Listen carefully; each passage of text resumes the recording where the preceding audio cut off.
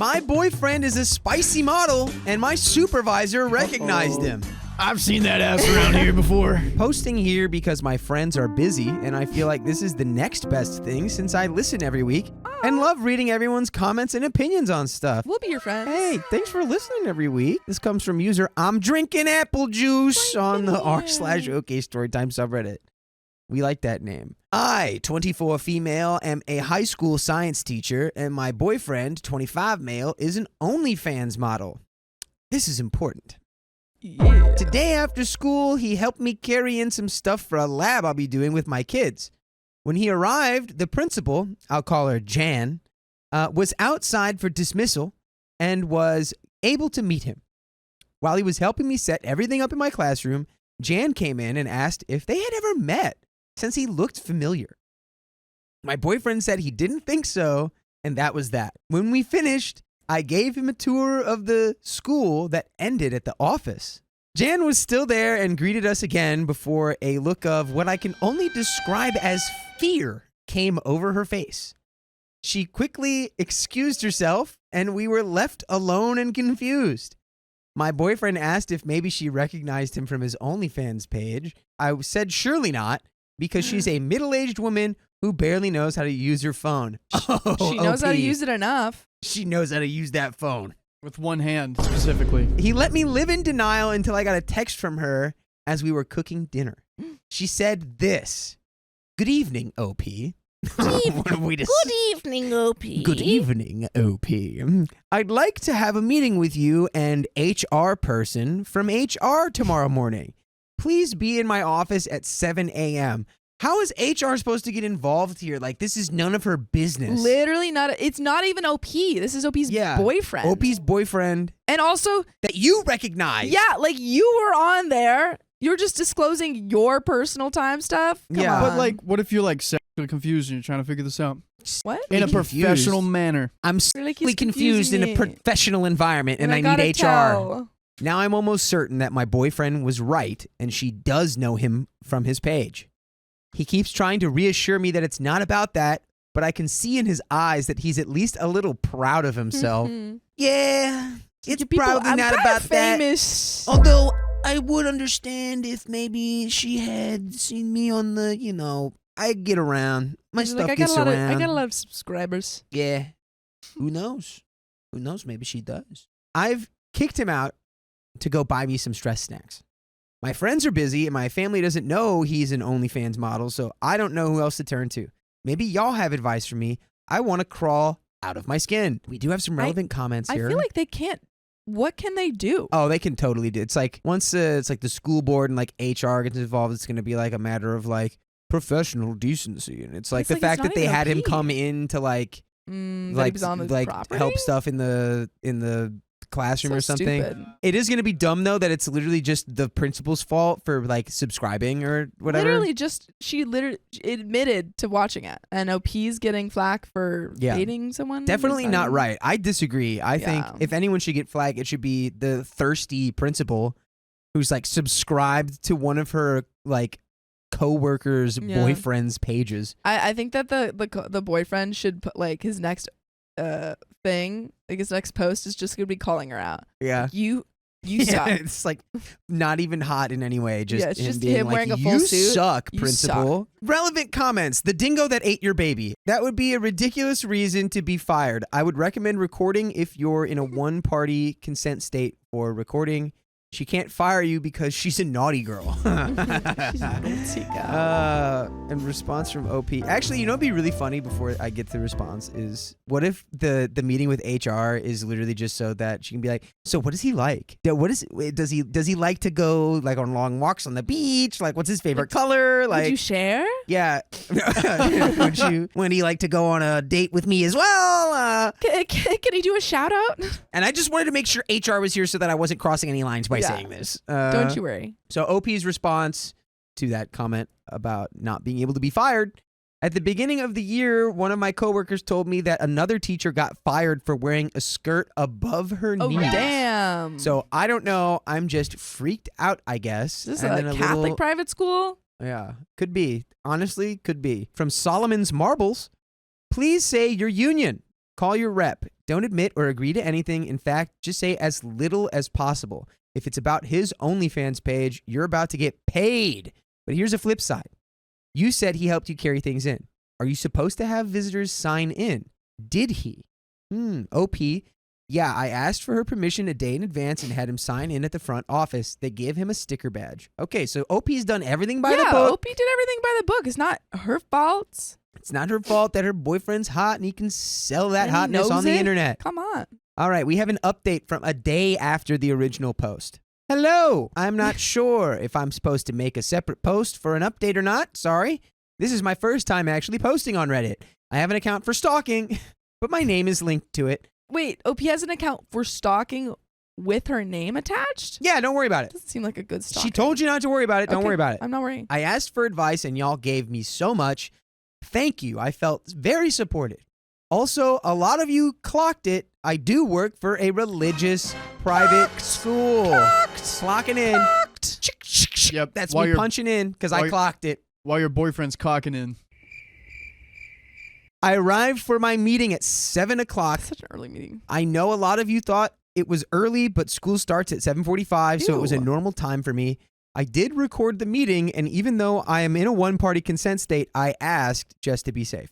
The meeting started with Jan, my thirsty principal, saying that it had recently come to their attention that my boyfriend had been, quote, publicly participating in lewd acts.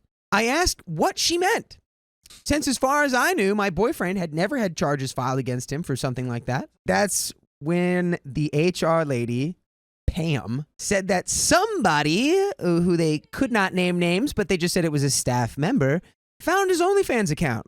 Like many of you said, I asked what that was since I had never heard of it. He's like, what are you talking about? They explained, although they did not look as uncomfortable as I had hoped. They're all watching it. Yeah, they're like, we want your boyfriend to make better OnlyFans content. Yeah, we all looked at it just to make sure that, it was against the code. Yeah. And we looked at it a lot of times, and it is. Yep, it turns out it is against the code. And can we go on a date with him? Then they asked if I had ever participated in or intended to participate in one of his videos. See, that's what they're you right tell there. They're me. like, You're the one "So, watching him. Are you going to get in Are on you that going in OnlyFans them? action, or are you just going to leave him out, you leave him hung out to dry? Are you going to be in them? I told them no. Jan said that I couldn't bring any unvetted guests into the building, so I pulled up the email thread I had asking for permission and reminded her that he had his ID scanned in order to get a temp badge. Pam said that it was due to the nature of his online activity that he would no longer be allowed in the school. I said okay, and asked if when I brought my dad to help with things in the future, would I need to disclose his online activity as well. Pam said that wasn't necessary, but that they couldn't have any teacher or staff member affiliated with a spicy worker. He works the spice fields on Arrakis. Whoa. That's good. That's good. I asked what that meant. What does that mean, teacher? Teach me, please. I mean, I like that OP's like, I don't know what you mean. Say more Yeah. about that. Like Can- just playing like dumb to Can you get them to explain? admit stuff. What exactly is the spice? Hmm. The spice work that you talk of. I asked her what that meant, and she said that I could not bring him onto school grounds, to school functions, or anything related to the school. Additionally, since the school represented the church, the staff could only have relationships with people who upheld a dignified image. Apparently, my boyfriend doesn't do that. She also said that if they receive one report from a parent, student, or staff member of my affiliation with him after this meeting, that would be grounds for immediate termination. Wait, like OP can't even date him? That's crazy Ooh. because clearly it was the principal who was familiar with his OnlyFans account. Oh my So god. if the principal is on OnlyFans, she needs to also be reprimanded because I'm pretty sure Yeah. that would be That's frowned affiliating. upon. That's Yeah. affiliating. And also, I'm like wondering what this, what is considered inappropriate, like what type of relationship they're considering, because that is a very slippery slope that they already seem to be slipping on. It's like, where does this stop? If Yeah. you're doing this just for me for this case, why don't we just do this for everyone? Yeah. Why don't we just bring back the Spanish Inquisition while we're at it? Mhm. No one expects the Spanish Inquisition. Civil lawsuit. Look at the contract. See what you can do here. Play around with it. Might be tough because it's private. Try to get the Pope on your side. Try to give him a sign. I hear the new pope is actually pretty cool. Pretty cool. I asked if that also applied to the staff member who reported it in the first place since they went onto a corn site. Jan said that was irrelevant, that the meeting was about me, not about the other staff member. Interesting. Interesting. Seems like this meeting is actually about how the behavior of all staff members should be processed going OP forward. should just like malicious compliance. That's what we should do. Let's make this an everybody meeting. Yeah. And you know what else is an everybody meeting? Our lives on YouTube every weekday at 3 p.m. that you can join by just tapping our profile. I think what OP needs to do before we get into this last chunk of the story, OP needs to say, hey, I want you to clarify what is considered an okay relationship. Yeah. Like, I want you to list it out because this was unclear, and just like play dumb again. Be like, I didn't understand what you meant. Who am I allowed to date? Who am I not allowed to date? So that they spell it out. And then you can be like, here's a little lawsuit. I think all the ducks, get them in a row. Clearly, like, if you're going to stay in a relationship with your hot OnlyFans guy, I guess don't do it in the presence of anyone who can narc on you. Because classic, full of narcs, the Catholic full system. Of narcs. That's their whole thing. Full of narcs. That's their whole thing. You narc enough, you get into heaven automatically. Free pass into heaven if you narc. Yup. Quick, okay, story time. My church in Tennessee would talk about corn, and they would have pancakes and corn, and they'd be like, they'd get pancakes, and everyone would be around, they'd be like, all right, who's watching it? And the guy would do this, and all the awkward teenagers would just kind of like be like, and he'd be like, all right, who's actually watching it? And then they'd have a talk about it and everything. All right, it was me. It's like a sweet, shameful day. And then the floor beneath all of the people who raised their hands dropped out from underneath them, and they were sent straight to the hot place. I remember we had at one of our retreats, we would do this thing where we wrote down all of the, like, I don't know, there was certain questions that we did that we had to answer on this sheet that were like aligned with, I don't know, sinful behavior or something like that, and you would write it down. No, sorry, it was like we would write down all the people we loved. And then after that, they would have us like puncture the paper with all, like, every, you know, if they said something like, have you cheated on a test? Puncture it. And so it was like all of those things. And it was like, that's what you're doing to your family if you've done any of this. It was really intense. Last little chunk, the meeting ended shortly after. They asked me to sign an acknowledgement of the meeting. I told them I wanted to review it first and brought it home with me.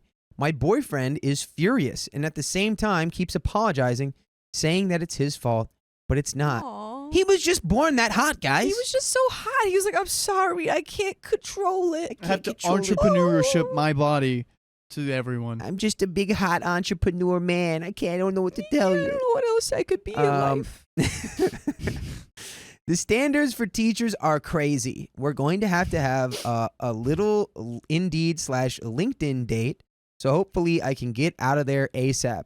Lesson learned, though, never take a job at a religious school. And we do have some top comments. Just read this one from Not Sloth Beard.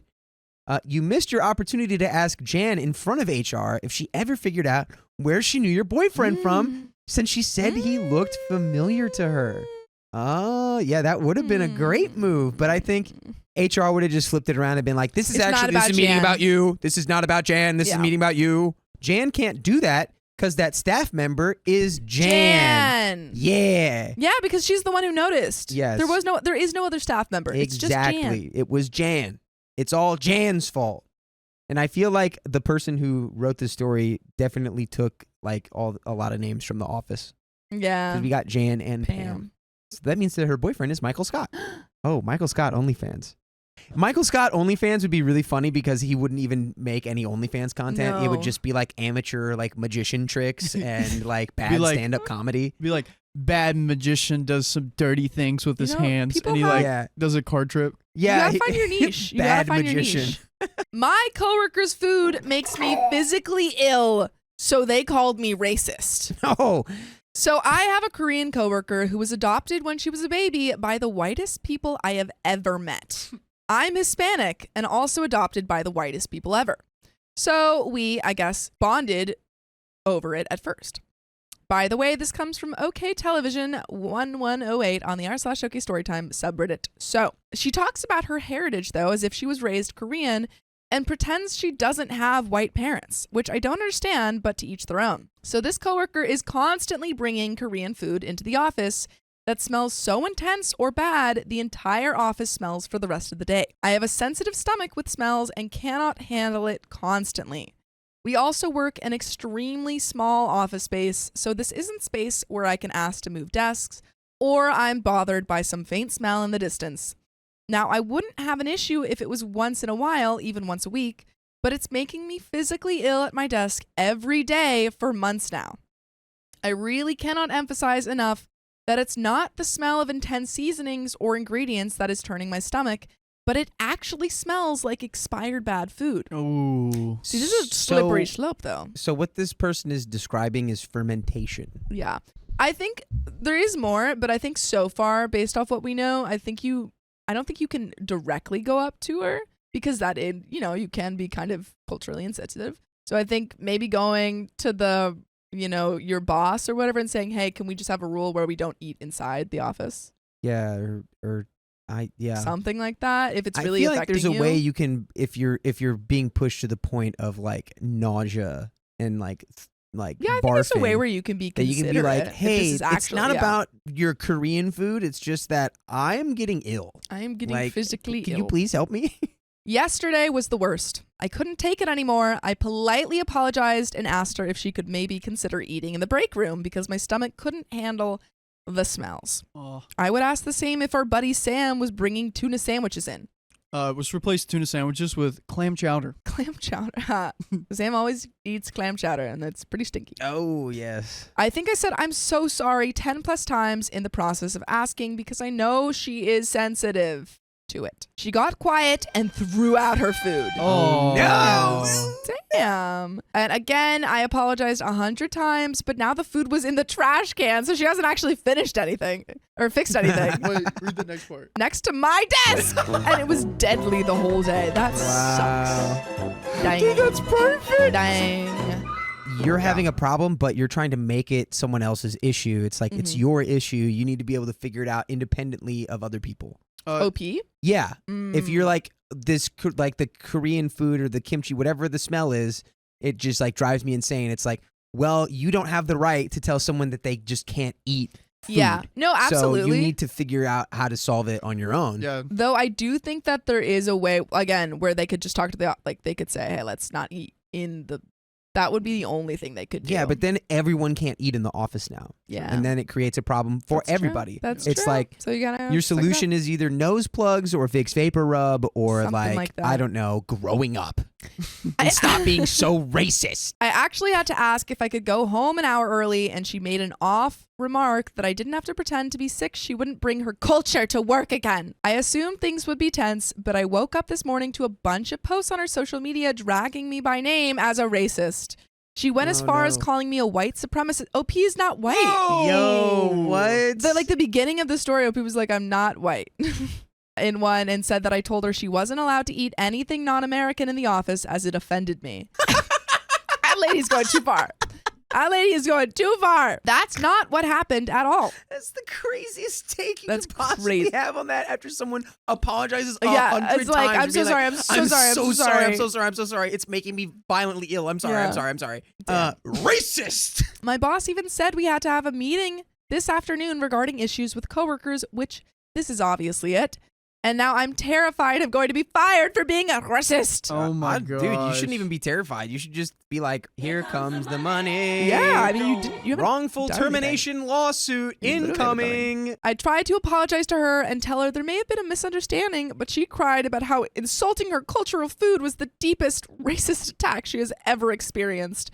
And she doesn't feel safe working with me anymore. Hey, my if that's the gosh. deepest, most racist attack you've ever experienced, good for you. Fair. That is yeah. If that's the Damn. worst racist thing that's ever happened to you, you haven't had a lot of racism in your life, it sounds like. My other coworker previously mentioned, Sam, that said that my comparison to him bringing tuna wasn't the same because it has nothing to do with his heritage. It is a white person thing to do, but nothing to do with He's like, it's not to do with my. It's like it just sucks. No, You it's don't like that. tuna. But that's the point. My point isn't that I hate this South Yeah. Korean food. It's I hate food that smells bad and makes me want to barf. Yeah. Like, has nothing That's to do all- with that's being all of South his saying. Korean. He said that maybe my nausea is really some repressed racism. He's like, maybe your racism kind of comes up as like a Yeah. physical response. Yeah. There's been a lot of Did you think interesting about that? studies recently about racism being held in the gut. Yeah. It's like all about your microbiome. Yeah, if your microbiome's racist, it's gonna show up in your day to day. I don't even know how to process all of this. I genuinely feel like I'm losing my mind. I didn't mean to offend anyone, let alone this badly. Reddit, am I the a-hole? Yes. Yeah, dude. Fix your gut biomes. You are the a-hole. 100%. You racist. If you hate every single South Korean person, just say so. Don't hide behind this flimsy veil of like fermented foods making your stomach upset. And if you don't want to be racist anymore, just say you hate everyone, and then people will accept that. Mm-hmm. Yeah, that's true. Easy. I thing hate to everybody. I'm racist to all humans. Well, that's cool. On a real level, though, I do understand That was why. a real level. We're getting No, real. I'm because- pivoting away from racism and back to the food thing, because. Yeah. But it's a thing with like truffle oil stuff, like black truffle, like white truffle, yeah. anything truffle. Truffle. Like the smell of it, my brain, like if I smell it, is like, do not eat that.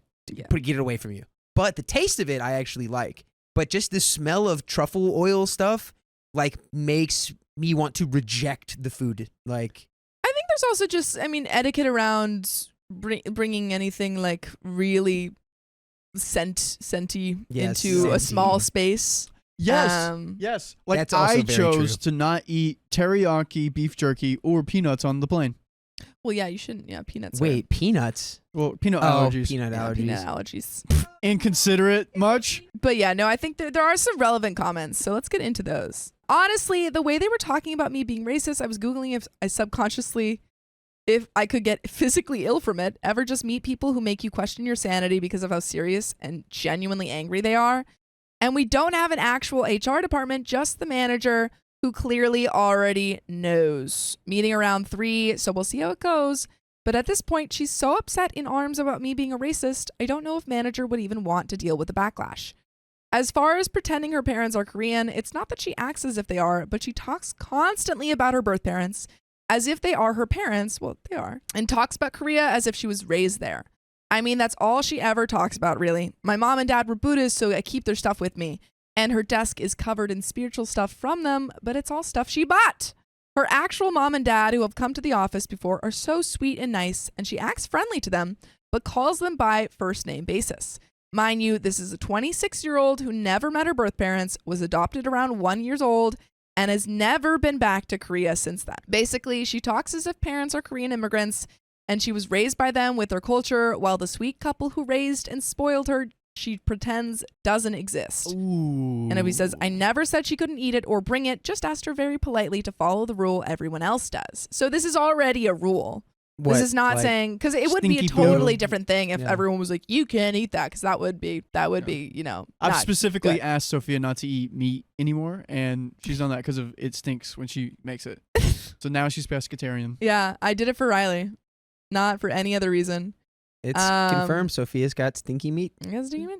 But yeah, no, I think that would be a different problem. But it seems like OP was literally just asking. It seems like OP was trying to be respectful. It really depends on how she asked about it and like what the policy is around it and stuff, and whether or not it actually smells. Because sometimes people are, pretty dramatic. OP seems awfully judgmental of relationships that don't affect her. I do agree. It does seem she's making a lot of assumptions about a person's like relationship to their culture. Yeah, she's dropping Yeah, the. that is she's true. never even been to She's Korea. never even been there. It's like, well, okay. She doesn't can respect still her- want it's a like, relationship do you with know that? culture. How does she Yeah. know that? A little mixed bag here.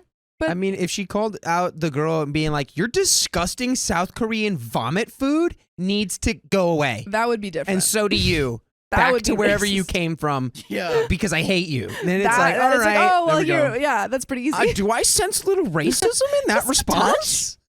Why am I the a-hole for wanting my desk space to not reek? It's shared space by everyone, and there is a designated space for food because of this exact reason. So please, God, I don't understand what I did wrong. About the smell. Yesterday's meal looked like fettuccine Alfredo made with rice noodles, but genuinely smelled like spoiled milk. I'm weirdly not bothered by fish in general by any means. I actually fish and will clean my own fish. I mentioned tuna since it was the first smelly non-cultural related dish I could think of. Her food doesn't smell fishy by any means. It smells more like expired milk. Okay, I see the problem here. I think you should just call her a bad cook. I think that's really what you should have just done in the first place. That's the problem here. So I think she's genuinely using expired ingredients. I don't know if that makes sense, but it's not like strong smelling food, but actually bad. I would say the same to any food that smelled genuinely rotten. As I said in the main post, it's not that the smell is intense. It is actually genuinely bad, like spoiled milk. My best friend growing up were Vietnamese, and though their food smells can be intense and different, it was never like this. I don't care what culture the food is from. I have nothing against Korean food. I actually love KBBQ and have a mom and pop I frequent, which again smells really intense, but not bad. I cannot emphasize enough that it has nothing to do with cultural food, but with however she's cooking the dishes. Did anyone else hear / what do others think? Everyone was in the office and heard it. My 3 unmentioned coworkers who share the small space all agreed with me and thanked me end of day yesterday, but they're also terrified of my Korean coworker as she is quick to be offended, and everyone kind of walks eggshells, so I don't know how willing they would be to stand up for me. There are security cameras, so manager could even check, but I was starting to genuinely be afraid that it was racist to ask her not to eat at her desk since the food is Korean. This isn't something I've ever dealt with before, and by all means, I really was polite and genuine as I possibly could be with her. I never said they can't bring it at all. She's the only person who eats at her desk. I had limited text, but my other 3 coworkers who walk on eggshells around her thanked me after work. The only person who didn't agree with me also called me racist because they are her best friend outside of work, not just at work. I generally have no issue with her bringing food, but when everyone else eats in the break room or out of the office, why should we all have to struggle with the smell at our desks? Moreover, it's not that her food is cultural or intense. I genuinely think she's using expired ingredients. OP is really honing in on that. They're like, it's not the cultural, it's expired. I've genuinely never heard of somebody just being like, probably because I don't hang out with a bunch of racists, but just hating a food because it's culturally like from some other culture. Yeah. I don't like it because it smells like it's expired. I mean, that is like a thing that a lot of people have dealt with. Like a lot of kids who have bringing like cultural foods to school get, crapped on, and they're like, "Oh, what's that? Disgusting." Yeah, but like those are, these people are 26. Yeah, like these are adults, not children. Like children are idiots. Everywhere. Children are the most racist people on the earth. A lot of adults are. Actually, I feel like that's not entirely true. Have you ever played a Call of Duty lobby with 12-year-olds? No, I haven't. Yeah, they get after it. There's never a way to like excuse racism, but like, I don't know, if you're like a fully formed like adult and you're like, oh, gross, like Korean food, ugh, those stinky Koreans could never eat in front of me. It's like, you're an idiot. But also, if this woman is like, making her like fettuccine Alfredo with expired milk and then is being like, you hate Korean people. It's like, first of all, fettuccine Alfredo is not Korean. Not a Korean. Okay? Just because you made it with glass noodles does not make it Korean. I want to know what the dish is. She probably learned it from her white parents. It doesn't smell a lot. It smells bad, like spoiled. And FYI, there is a sign in the break room that seems to keep all meals in the kitchen. That's why I think OP could have just kind of circumnavigated this by going straight to the boss and being like, hey, can we some people are eating in the break in the office. Can we eat in the break room? Why does her heritage matter / why did OP include that information? I included these details due to what she's saying on social media. Her saying that I insulted her Korean immigrant parents because they taught her to cook when she has never met her Korean parents is relevant because she's blatantly lying. She went as far as saying I told her to go back to her country, calling her and her family slurs. Whoa! Dude. That person would never make it as a chef. Oh, if someone was like, your food is not good? Yeah. Yeah, don't have Gordon Ramsay try it. My issue was her home cooking smelling like death. Not intense, but awful. I didn't even know it was Korean until she started calling me racist. But as far as how she talks about her family, I was answering someone's questions who was curious and who her family is matters when, again, she's straight up lying all over social media about involving me being racist. Which, again, I haven't done. I don't think she's aware there are security cameras in her office and there's legitimate proof I haven't done any of the things she's saying. I need to really emphasize I effing love fettuccine Alfredo, and whatever disaster she home cooked was not how it's supposed to smell. My other 3 coworkers also are ready to vomit at all of her home cooked meals. I don't know what this crazy lady is putting in her food, but something is very, very wrong, and I'm not the only one smelling it. 4 out of 6 office employees are ready to vomit, and the only one other than her who isn't has self-proclaimed that they have no sense of smell. I can swear to you, it is a miracle this woman is surviving, let alone thriving off whatever the F she's cooking. The abomination of food she called fettuccine Alfredo is not anything I would deem edible. I love that OP was like trying to be really, careful about it, and then after the comments was like, you know what? I hate her food. Yeah. Her food sucks. All of it sucks. I was trying to be delicate, but you know what's not delicate? The flavor profile on that disgusting excuse of a pile of barf that you brought in and called fettuccine Alfredo. No, I think that the coworker is definitely taking it. I mean, if she's lying on social media. There is a wide mix of responses, and since the post was deleted, I don't know the final judgment. Update comment later that day. The meeting was gold. And I have to start with my favorite part. The food wasn't Korean. Wow. Damn, Whoa. guys. Okay. Woo! It was indeed, as suspected, fettuccine Alfredo. That's right. Y'all are mad at me for finding Korean foods smelling bad, and it wasn't even Korean. This unhinged woman lies know no limits. So to start, she came in the morning and went straight to manager's office, told him all the racist things I said about her food and such, and was crying in hysterics. Like absolute hysterics. My manager came out after and asked for the meeting, then went back over the past few hours and watched every interaction we had together over the last day and a half. We have security cameras in the office due to working with some sensitive information. What we say and to who on the phone can legally matter a lot. So we all know we're being watched, but maybe coworker thought that was a lie? Forgot? Who knows? Lo and behold, though, I didn't say or do anything racist and was only asking her to follow rules insanely politely. OP's like, I freaking wasn't racist, guys! Okay. Moreover, when he watched me leave the office yesterday, he watched me say goodbye to everyone, and apparently right after I left, Sam started asking the coworker about the food, saying she told him she was making fettuccine Alfredo and that it didn't look Korean, and the idiot confirmed. Whoa. Wow, what a Stupid. dumb, stupid idiot. Stupid. Apparently, she thought I was assuming it was Korean because of how she looks, and that I was being racist. I don't think OP even said, like, hey, can you get your Korean food out of here? OP was like, hey, do you mind eating in the break room?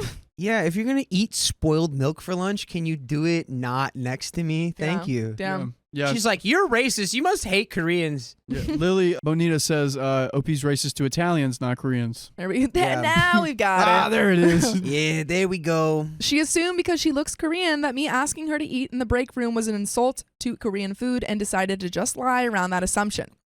The most unhinged crap I have ever heard in my entire life. I don't know who to be mad at more. My 3 coworkers who didn't tell me the crap was cheesy noodles, the culprit for lying this good goddamn badly, or Sam for knowing and gaslighting me so badly I thought I was going crazy. Yeah, Sam literally was like, it's not the same as my tuna because it's cultural. My tuna has no culture.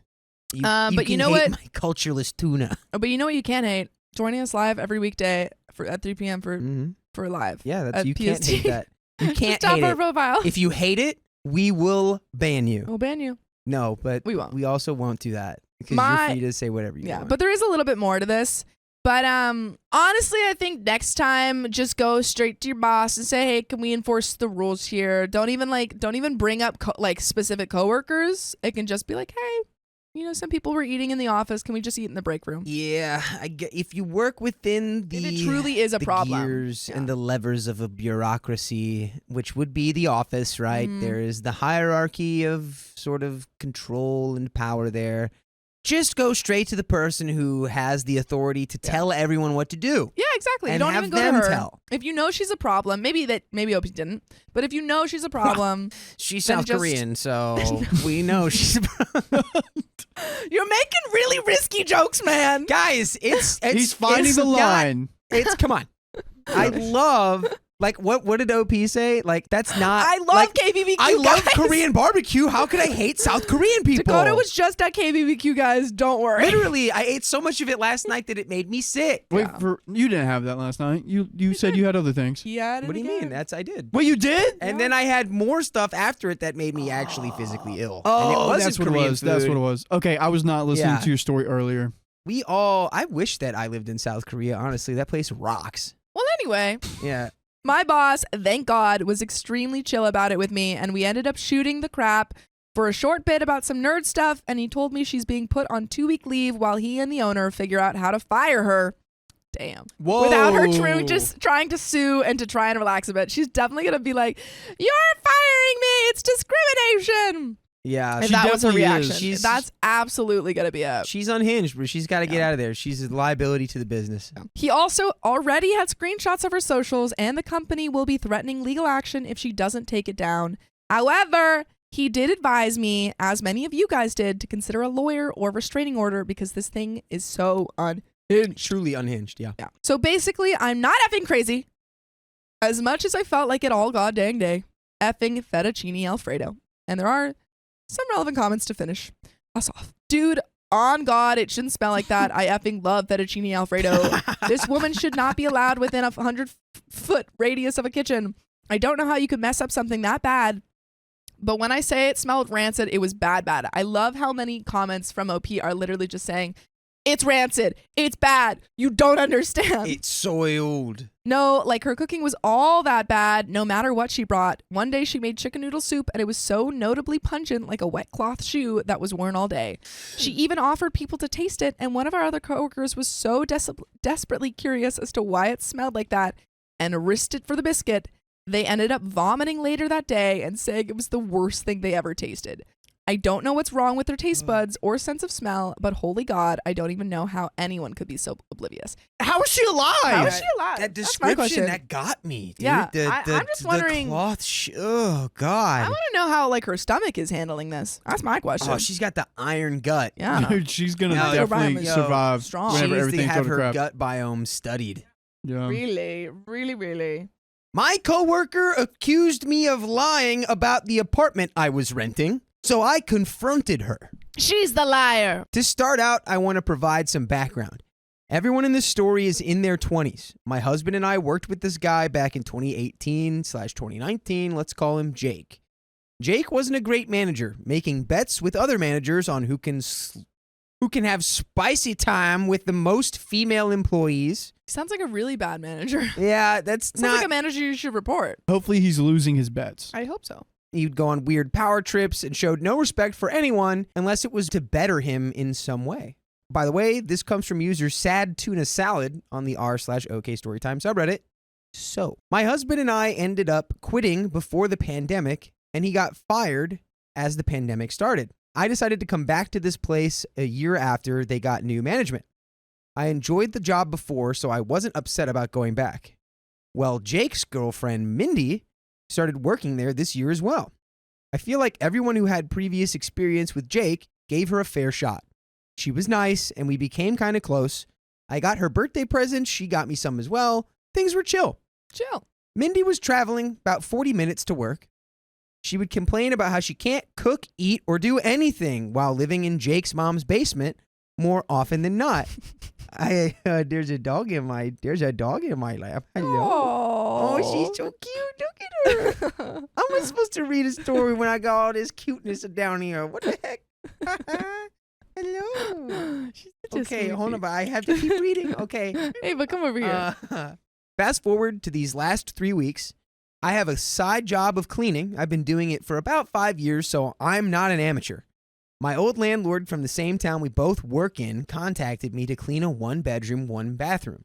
This place was about 4 minutes away from work. Rough shape, but not unlivable. He charges $800 a month for this particular unit, so I put out feelers to the people I work with if anyone would be interested in taking this place before he put it up to the market. Well, Jake saw my post and told me to contact Mindy. I did, and Mindy said she would love to check the place out. Great! There we go. It sounds like this Sounds is like a it's all working situation out. where everybody gets to win. Everyone's winning here. Nothing's gonna go wrong. Nothing could possibly go wrong. What? They went there and toured it, said they wanted it, so my old landlord said they could move in the 1st of this month. I did put in 8 hours worth of work into this place to get it good enough for my old landlord to show. He said the 8 hours of this work looked great and he was satisfied. I personally would have spent another 4 hours worth of work on it, but I was told to leave it be. Once I learned Mindy was going to move in with Jake, I told her the place wasn't cleaned to my standards, so I would offer her my services at half the price to get it completely move-in ready. She agreed, and we let my old landlord know that I would be coming back before the move-in day to clean. Landlord had to do some quick renovations on the bathroom, so I'm assuming he left the post-construction mess for me to clean. I don't mind. Well, Mindy said they had to pay a Wi-Fi fee that wasn't easy on their pockets, so she didn't want me to come by and clean beforehand. I assumed that they would be fine cleaning it themselves, so I thought my part in all of this was done. Wrong. Oh boy. Not if I know Mindy.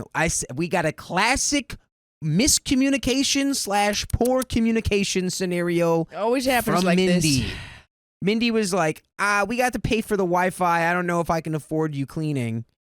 And then she's like, gonna be like, okay, "You great. clean it." She'll be like, how dare you not clean for me? I can hear it now. Yeah. 2 days after they move in, I get 6 text messages at 1:30 a.m. from Jake off of Mindy's phone. Oh, I hate that already, where it's like getting a text from someone's number, but it's someone else sending the text. Ava, Ava, come over. Ava. She hates it too. Ava, come here. She's like, here, sniff into the microphone. Just like text messages from somebody, like somebody else communicating like as someone or like from someone's phone. Yeah. And it's like, I don't know. It's annoying. It's to me. stupid. But Fight your own battles. This is what the message said. Hey, this is Jake. This crap hole is filthy. What did he have you clean? It looks like nothing was clean. I'm just puzzled why he would let someone move in with this condition. I'm staring at strings of dust hanging from the ceiling over my bed, and I know we were in talks about paying you to clean, but like, we're broke, and frankly, we shouldn't have to. It should already be clean. This is just not what I would have expected from my recommendation. OP literally told you already told you the conditions and said, "Hey, I'll clean it. This is just my fee." Yeah. She's literally doing it. She's doing a nice thing for you. Yeah, was trying to give you a discount too, Yeah. trying to give you the half price fee. Literally. And like, hey, if you move in somewhere and it turns out to be dirty and you can't afford to have a professional clean it, clean it. hey, it looks like you're going to have to do some cleaning. Gotta clean it yourself now. OP responded, "Hey, Mindy, I'm sorry to hear things haven't been going as smoothly as you wanted. I would love to talk about how I can help you out. I will be in Friday and Saturday at work." I can't lie, I was pretty upset to wake up to those messages, already not being a fan of this guy. Yeah. My husband saw the messages and got beyond mad and took it upon himself and contacted Jake over Facebook to quote, "Never talk to me that way again, and I deserve an apology, and how I'm not responsible for the condition of the apartment." Yeah, but hey, W husband right there being like, "Don't talk to my wife like that, you dirty loser." Ever say. Yeah. But now we have two people fighting through their own Fighting for on her different- honor. Yeah, no, but he contacted Jake directly and Oh, was okay, like, okay. "I heard you." It'd I be thought it was funny. on her phone. Yeah. He's like through her phone. They go back and forth, and my husband ends up telling him if he doesn't apologize, then we're gonna have problems. We'll have problems. Direct quote. Yeah, those are real problems. Jake messaged me off of his Facebook. So why is your boyfriend threatening me now? You know what we need to do? Mm. Create a group chat. Yeah, they need a There we go. hating group chat. Come on, this is getting confusing. Yeah, group chat for hating Yeah. behinds. OP responded, "Hey, Jake, you could have messaged me personally. I did tell Mindy that the place wasn't up to my standards, so that's why I offered to come back and deep clean it for you guys. I get things are tight financially right now, and I totally would have been down to do it for a later payment on top of offering my services at half price, which I did. Yeah. Also, dust will build up over 3 weeks, which is the last time I touched it. It's an old place. I thought it would be a great place for you guys to start anew. Right down the street from work, no credit check, and a landlord that won't pray for you. They're not going to pray for you. And I think what OP meant to say was they weren't going to pry about you. Yeah. Okay. Okay, that makes sense. Yeah, where it's like They won't pray the for you? landlord's not going to pry into all your business all the time. I think they're not gonna pray. That's so And sad. they won't pray for you, They which I wouldn't- guess is they won't kind of the pray. same thing. Yeah. I'm sorry it isn't what you imagined, but you guys did check it out before signing the lease. Yeah. My husband is upset because waking up to those messages at 6 a.m. wasn't great. I'm trying to be as chill as possible because if anyone else messaged me that way, I would have told them to go pee up a pole. You may have thought that it wasn't out of line, but it totally was. And you know what totally isn't out of line? You joining us live on YouTube every weekday at 3 p.m. All you got to do is tap that Not out of profile. line, that's in line. Yeah, that's not out of line whatsoever. We have a little bit of the story A left. little bit of the story. But- Yeah, it seems like they're not being grateful for the solid that you did them. And they're like, Yeah. why isn't it not clean? It's like, I don't know. You told me not to clean it. You literally just told me not to. Yeah. It seems like they just like didn't want to pay OP and and now are expecting like free stuff. And she was willing to work out a deal. Yeah. And that dude likes to power trip. Yeah. I think I the power honestly trip think guy. that if the coworker and Jake had gone to OP and said, hey, you know, this is a little bit out of our budget. Is there any way Mhm. that we could work out a deal or an exchange or something so that you can clean the place? But no, they just went straight to like, you suck. We hate you. This isn't what we Yeah. wanted. And that's not even really on her. That's more on the No. landlord, too. Literally. It's like, how is it her fault for being the cleaner that the landlord hired 3 weeks ago and now the place is Literally. dirty? Yeah, come on. It's like, Come aren't on. you going to have to clean your own apartment at some point as well? Yeah, Like, I've got to figure this what out. what is really going There's on got to be here? cobwebs. Let's finish this off. Now Mindy is telling my coworkers that I wasn't honest about the apartment, that I maliciously got them to take the place to have another cleaning job and to make a quick buck off of them, and that she no longer wants to associate with me at all and I'm not her friend anymore. So Reddit, give it to me. Am I the a-hole? No, it seems like she's just a little bit intense and is not very not very grateful. Yeah, like that's the most unhinged take that you could possibly have, where it's like, she tricked us into moving into an apartment so that she could have a cleaning job. Yeah. That lasted It's like for OP's not a getting day. the landlord fee stuff. Yeah. She's not getting paid for this. Okay. Riley's getting socks. Riley's little tootsies are cold. They're a little cold. Riley's got cold little piggies. Cold. This little piggy went to market and got cold.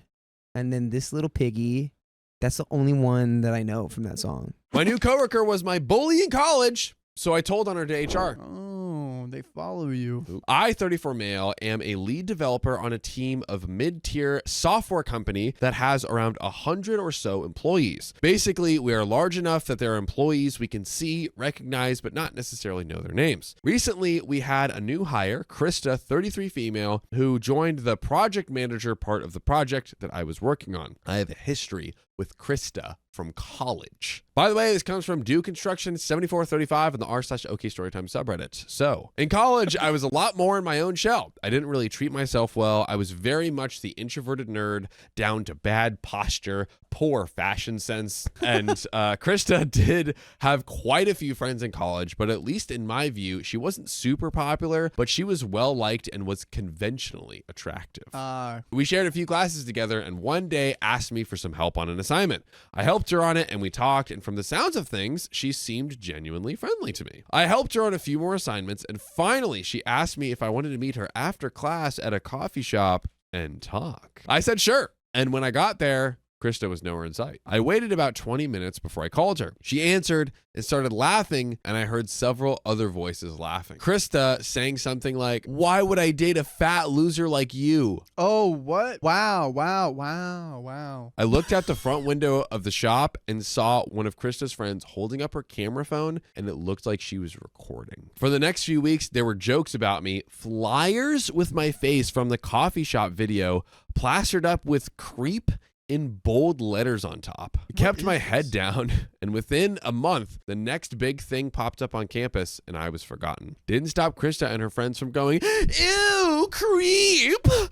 Ugh." They would say that when they saw me, but I guess for the rest of the campus, it got old. So I never got accused of anything or even really ostracized by the rest of the student body. Thank God. After college, I did learn about self-care a bit better. Plus, I usually am with other programmers, so I don't really stand out as a social outcast. When Krista was introduced to our team, I don't think she recognized me, and it's only been a week, but I don't know if bringing up the college incident is even worth it for HR. This is going to be a juicy one to talk about. Stick around for our discussion. Most of my rational brain really wants to just let it go, treat Krista as a new person, and get on with it. But I have a small fear that she might tell a skewed version of our college events and sour the team I'm on against me. So I should at least disclose to HR in case she does start telling tales. I have a recourse. Reddit, would I be the a-hole if I told HR about my past with Krista? We have a big update coming up. We have a lot more to this story. We're telling HR. We're telling her that, honestly, let's say like we bring someone on the team. Yep. And someone did this to me or anyone else on the team. Yep.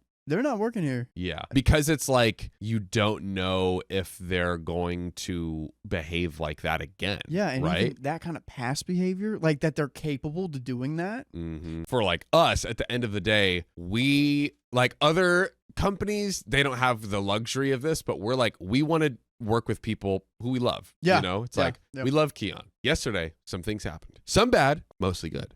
There were mixed responses, most telling me to tell, HR that is, but one HR professional saying that I shouldn't. Interesting. Due to the mixed messaging, I did consult a local employment lawyer. The lawyer told me that I should make HR aware of the past that I have with Krista, but action upon me in college. He asked if my job had a copy of my transcript, and I verified that it did. The lawyer asked me if there were any third parties that would verify the harassment and see that I could get their names and contact details if needed. Oh, wow. I knew 2 people back in college that I still had on my LinkedIn and was certain they would tell the truth, so we were good there. The lawyer told me to just request a meeting with HR and my supervisor, say that there was a past with Krista, there was never any charges or disciplinary action, and I have 2 witnesses if they ever need verification. So that was what I did. Friday morning, I came into the office and sent HR and my supervisor an email requesting a formal meeting at 10 a.m. My supervisor came to my desk and asked if everything was okay. I wanted to make sure that I was happy. I told him everything was fine. I wasn't leaving, and it wasn't anything with him or the team. He seemed relieved, and by 10 a.m., we rolled into the conference room with the HR officer. I thanked them both for taking the time out of the day to meet me, and then I did as my lawyer instructed. I said that the new project manager, Krista, was someone I went to college with. She participated in harassment of me in college,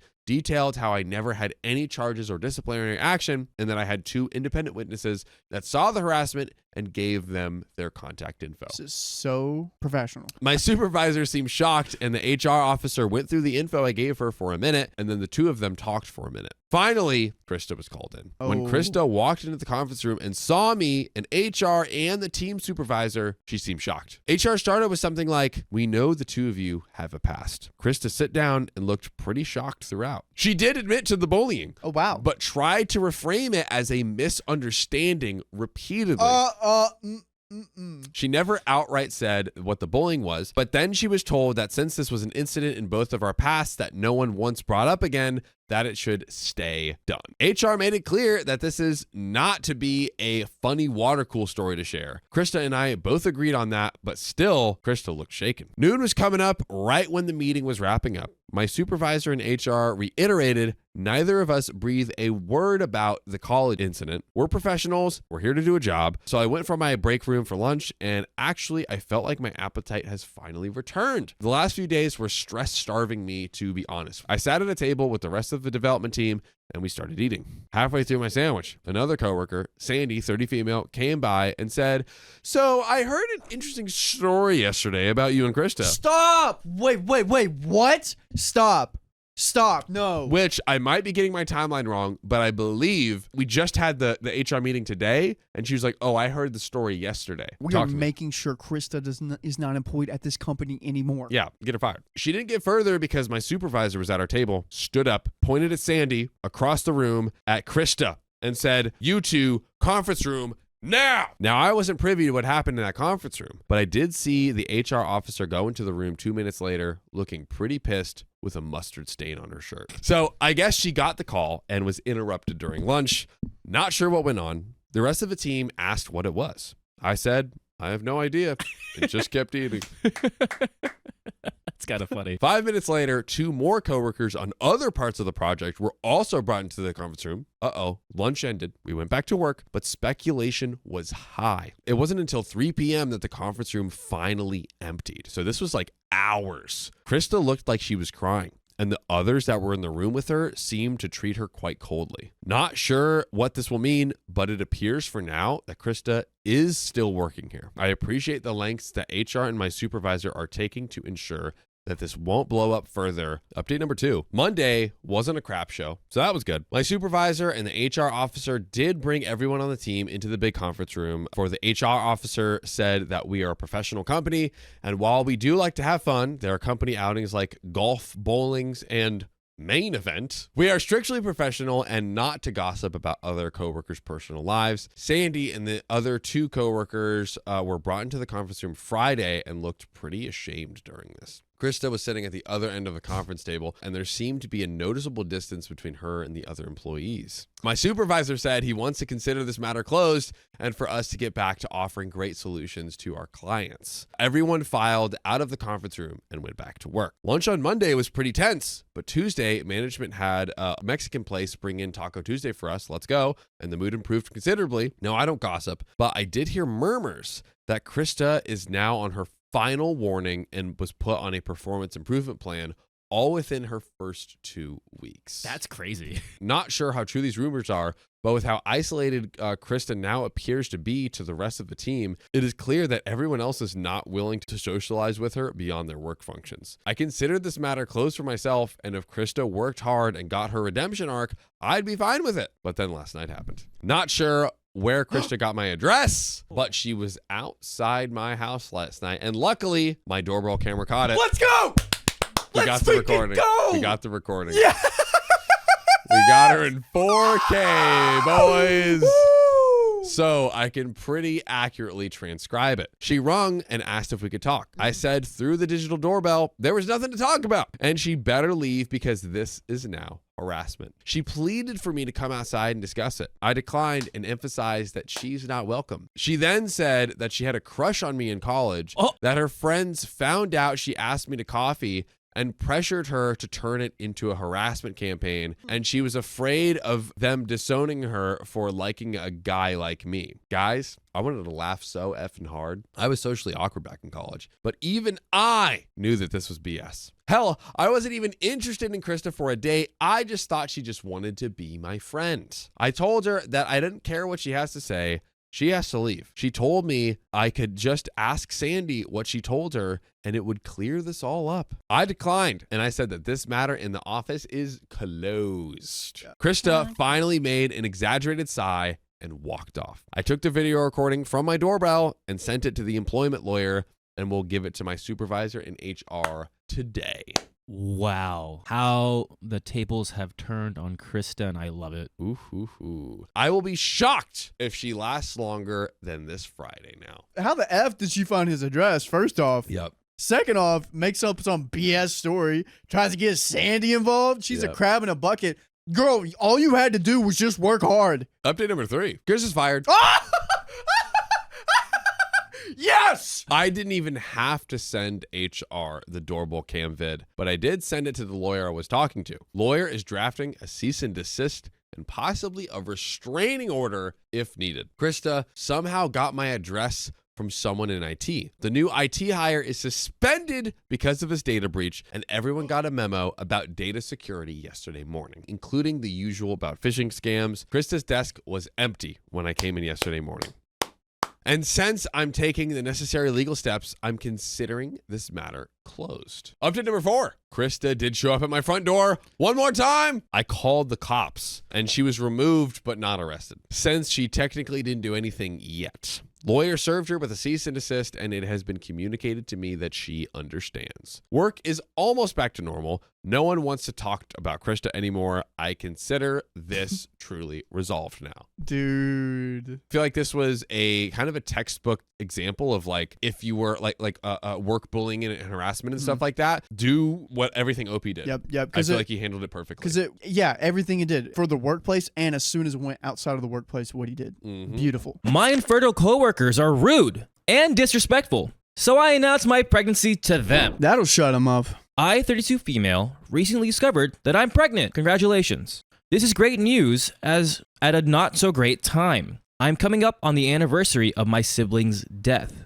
Depression. I found them, happened several years ago. Just lost my job, and I'm generally not in a good place mentally. By the way, this comes from user a dark happy on the r/OK Storytime subreddit. So, my 35 male husband, I'll just call him Frank, is very supportive, and he's encouraging me to take a year off from work. Anyway, since I do not like my career field and I am seeking to transition. My parents are very well off and have agreed to help pay our bills until I figure out what I want to do. I was the breadwinner, but only by like 7,000. I'm very fortunate they made the money they did, and I'm very aware of that. Yes, this is relevant. The problem comes in with my coworkers. All year, I've been feeling like they were in on something I wasn't, meaning me not having a position started in the summer with where I work. I had my first child in July when I was hired, and I was hired starting on maternity leave. So no one met me until the beginning of October. But since October until now, I've been asked various questions, such as what I plan to do in the summer. Do I plan to finish getting my degree? I have 2 masters, so I have no clue why I keep getting asked this. And some of them cannot be bothered to even remember my name. So, I feel like I was hired for one of 2 reasons. First reason, I'm a minority, and it just makes the company I work for look good because they cannot find minorities. Insert side eye here because I think we all know that's bull. Number 2, they needed someone to fill the position until a new graduate came along that was a cheaper hire to fill the position. Number 2 is what ended up happening. They actually had me train the person and then told me afterwards they'd be taking my position. What workplace is this? Oh man, that's why I don't tell Keelan certain things, so he doesn't take my job. I was like, what? I'm going to train somebody and they're like, all right, you're gone. Yeah. If you're wondering, no. I was never evaluated, nor was I ever told I was doing something wrong. Anyway, no one knew I was pregnant until yesterday. I work in a female-dominated industry, and a lot of women I work with are experiencing infertility. I normally don't mention my baby unless someone asks, which is rare. They can't even remember my name, let alone that I have a 9-month-old. But I wanted to share with people that I'm having another because it really is a win for me. I told my husband that I can't share the news at work because of the other woman's infertility. Frank asked what that had to do with me and why that was my problem. But I told him it was a respect thing. He said he didn't understand why. I was extending respect to people who can't even remember who I am. But we ended the conversation there. Yesterday, I was talking to 2 people, Mary, 54, and Alan, 28, who are the only ones I feel are people who care about me at work. They talk to me all the time, but it's hard to get them on their own because other coworkers often intrude on my conversation to speak to them, interrupt me, and talk over me. I really want to know what this workplace is. Nursing, RN, they're probably an RN. It's been happening since I got there. Got a fashion place where they teach kids how to do gymnastics. Where are you getting these? Or, hear me out, they're a tutor. I told them early that morning that I wanted to tell them some good news that had finally come my way. They set aside time to talk to me. When I arrived to talk to them, it was just us there. They were finishing their work, and when they were finally done, they asked me what the big news was. I cannot make this up. At this exact moment, several other women came in and interrupted my conversation with them. What the heck? Mary told them that I just needed a quick word with her and Alan. But one of my coworkers said I could wait because they had an appointment to get to. They only talked about work-related stuff. But 5 minutes goes by. Then another 5. And then another. And another soon. I had been standing there for 30 minutes. Mary, I think, could see I was getting mad. And she said she was going to talk to me briefly. But another coworker interrupted and said she needed to talk real quick. What is this workplace where you can only have one person talk? Dude, RN. Teachers. So many possibilities. I feel like you can have a small conversation on the side and guys, I'm having a kid. Yeah. Oh my God. Potentially, I just want trying to think of what can seclude multiple people talking. Yeah. Or having small conversations in a workplace. She turned to me and said, "You don't mind, do you?" And before I could answer, she proceeded to start her conversation. Why are they so mean? Are they because she's a minority? Minority, yeah. Because she they don't have many minorities there too. So maybe that has to do some tie-ins. So I remember what Frank said. Again, Frank is her husband, and I did something I didn't think I would do. I blurted it out. I announced that I was pregnant. Everyone there froze for a second. But Mary and Alan then congratulated me and asked for how far along I was and all the typical questions pregnant women get asked. They were the only ones happy for me. I told Frank what I did, and he said he was proud of me for allowing myself to have good news. Let's go. You deserve the good news. You do, OP. Sounds like a religious thing. You need the good news. This morning, though, I came into a really chilly office. It got around that I announced my pregnancy in Mary's office. And the rumor is that I did it on purpose because several of the women, I know of at least 3 of the 7 or 8 that were there, were struggling with infertility. Yeah, that's of course why she was doing it, to rub it in y'all's noses. Actually, she's not even pregnant. She just wanted to piss you guys off. Yeah, honestly, screw you guys. I'm out of here. She's literally leaving because they're like, oh yeah, you're just training someone to be replaced. Mary told me this was going around and she knew it wasn't true, but she wanted me to know. W. Mary. About an hour ago, I went to get coffee and one of my coworkers who is struggling with infertility started talking to me. She was being nice at first, but she isn't someone who has ever spoken to me before. FYI, there were other coworkers there too. Some who have infertility issues and others who don't, but none are my friends. So this coworker asked me in front of everyone, so how do you plan to pay for everything without a job? Babies are expensive. What do you mean? What do you mean by that? You know what isn't expensive? Joining us live on YouTube every weekday at 3 p.m. PST. Just tap our profile. Yeah, that's what I would go to HR. And if they're going to fire me, I would be like, all right, I'm done suing you guys. That's like the practical thing. Why are we laughing? I would actually confront all these women and be like, what's your problem with me? Obviously, go to HR. It's not that. It's, what do you mean I'm not going to have a job? I don't think at this point they know that they're training someone to hire them. Apparently, she knows, though. I don't think at this point. I think she was told earlier and it was like, this is for context. Keep it up for later. This is just a toxic workplace that I don't know why she didn't go to HR at the very beginning. Besides the baby thing or like, how are you going to get this if you don't have a job? I would have been like, why is everyone being so toxic in this workplace, especially to me? HR should have been a thing in the very beginning. But again, she's a minority that is fertile one. But I just don't understand all the hatred towards her, that she's not rubbing it in. Now she is. It was well deserved. No one laughed or anything, but it was clear everyone was waiting for an answer. This is my response verbatim. When your dad's a millionaire, anything's possible. And I left. He is, by the way, that wasn't a lie. My parents are living in a very nice retirement right now because of how they handle their finances. 401ks and Roths. Frank and Alan support me. But Mary thinks that last comment was a little too far and sounded bratty, but she also understood why I said it. But since then, it's obvious no one is willing to work with me or talk to me. I've asked for some things, and I'm getting the cold shoulder, but I want to be happy about something. I need to be happy about something, and I only have 6 more weeks left here. Anyway, am I the a-hole? No, I don't think you are. They were really pushing it, and they've been pushing it for a while, and they pushed you over the edge. You just had the best clapback, and they're pissed about it. They're really upset. The workplace was already toxic enough, and I guess you still need the job, per se. The last thing you want to do is make your last couple months at work even more of a living hell, which it already is. So it kind of is like, you got the last laugh, but now you're going to be laughing or be laughless at this workplace for the next 2 months, which is going to be even worse. Like, yes, you have a couple friends, great, but one, no one respected you at the very beginning. Now people kind of have like a target on your back, or like, oh, that's the girl who's like mocking us. I don't think you're the a-hole, but it just wasn't a smart thing to do. No, even if you went to HR and like, because it just takes time for everything to get proceeded. But you did shut them up. You should be happy about. You shut them the hell up.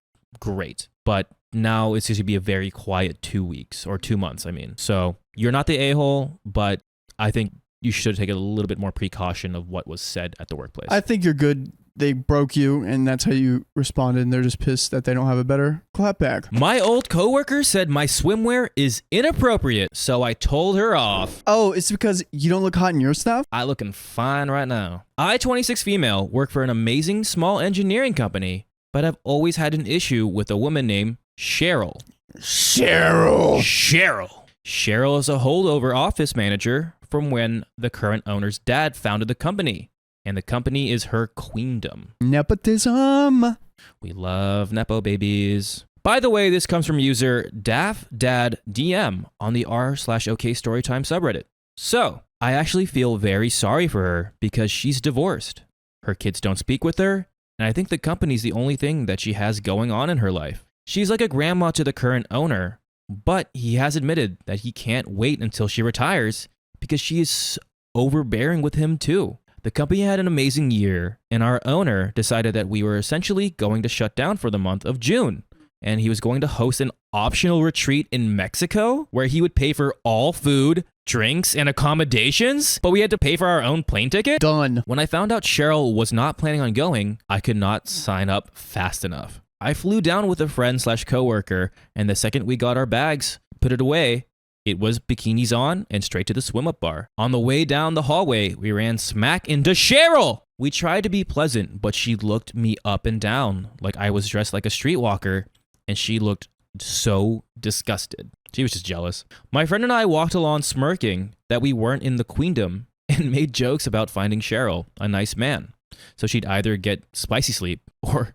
By the time we got to the pool, Cheryl has sent out a group text reminding us that we were on a work trip and we should choose our outfits to reflect the prestige of the company paying for the trip. We could not stop laughing, and we agreed that our best bet was to avoid Cheryl for the week. When we were on our way back to the room, Cheryl intercepted us in the hallway. She seriously must have been staring out her peephole, waiting on us. And she said that when she sent the group text, she meant that I should change out of that immediately. She said while pointing basically at my butt. Nice. I said I was sorry, Cheryl, but this isn't a work trip, and my bikini was totally appropriate for the resort. She said, we are a company founded on Christian principles, and we should dress as such. I suck so bad at confrontation, and this was one of those things where 5 minutes after I had a million witty things to say, but all I could come up with was that I will wear a sarong in the hotel, but this is all I brought for the pool and beach. She said, you get paid well enough.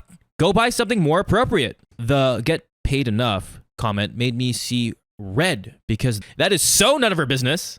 And I worked my butt off through a male-dominated field and crap jobs and took a huge risk to work for a small company because I wanted a job that cared about me. I told her, Cheryl, I hate confrontation, but you can go F yourself. That was so out of line. Whoa. All right. For the first time since I've met Cheryl, she was actually speechless and just turned around and went in her room and closed the door. Because probably no one ever told her off in her It's in her queendom, yeah. whole life. In her queendom, no one's going to tell Cheryl to shut up. My friend thought it was the funniest thing she'd ever seen and said she was so proud of me for sticking up for myself. Initially, I felt good about it too, but ever since yesterday, I'm just wrecked with guilt, and I feel like a major a-hole. I feel like there were a million other ways I could have handled it, and I should have not let Cheryl see that she upset me. She's a very lonely person, and though I don't like her, I don't need to say such cruel things to her. I feel like an a-hole.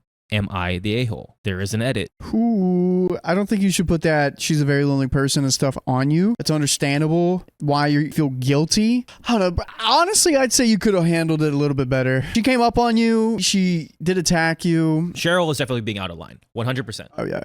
It was good of you to confront her. Better word choice. Better word choice, but again, I think you're just so many emotions are going through your head. Yeah, You can't yeah. think. I get it. If we could rewind and do it over again, we could. But if we can't rewind, you're good, girl. I do think a confrontation and an apology from OP to be like, Cheryl, listen, I didn't mean to, like, that was out of line, but again, you were out of line. Oh, yeah. Yeah. So yeah. I'm sorry. Let's let bygones be bygones. Yeah. Yeah. Like, let's enjoy this trip. The last thing you want to do is be upset in Mexico. Yeah, come on. Edit. For the people asking, my swimsuit was from a company called Coco Loba. They really only make one style, and I guess it's probably best described as cheeky, and not really a thong, but they do have a tendency to ride up the butt since I have wider hips. Yes, my cheeks were visible, but it was far from dental floss. So yeah, you were wearing a swimsuit, and maybe you just have a nice butt. Edit 2. Wow, people are really focused on the swimwear. I do have pics of the swimsuit on me when I was tubing with my family last weekend on my Instagram, but not sure if that's safe to send out on a link. No, never do that. This is my first ever post on a sub like this, so I guess, can I get some input on that? If anyone's wondering what it is, look it up on yourself like we just did. We did it, and it was pretty straightforward. Yeah, no. It's cute. Again, if you got cheeks, It works, it will works. make your cheeks Yep. look nice. Keon will look great in it. I probably will look so good at that. Also, my friend actually had on a one piece, but it's a full-on thong. Very cute on her, but she didn't get the same look from Cheryl because she had a cover-up on her bottom when we were in the hotel.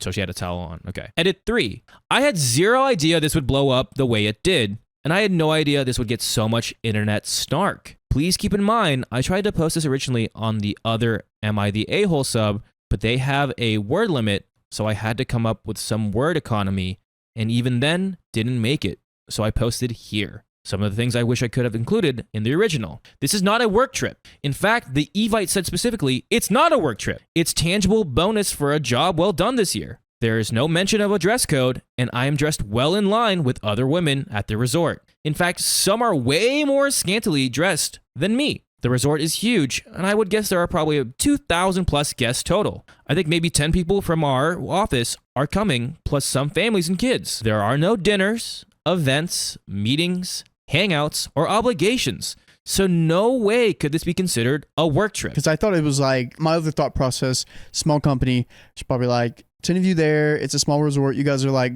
oh, we're going to get dinner this day. I feel like maybe on the Evite, it was like, oh, if you guys want to do a dinner, let's do a dinner. But like you can get lost in the resort and no one would probably see you for a week. Yeah. Okay, great. This is for you guys doing a job well done. It's on the company. It's on the boss. And it's like not sponsored by the company. It's like, if you want to go, just pay for your ticket, have fun. You deserve it. Yeah. Interesting. She was specifically targeting you as well instead of the friend. Another point. I wish I could have been more clear about the company closing for the month. We aren't closed, but have no projects due until mid-July.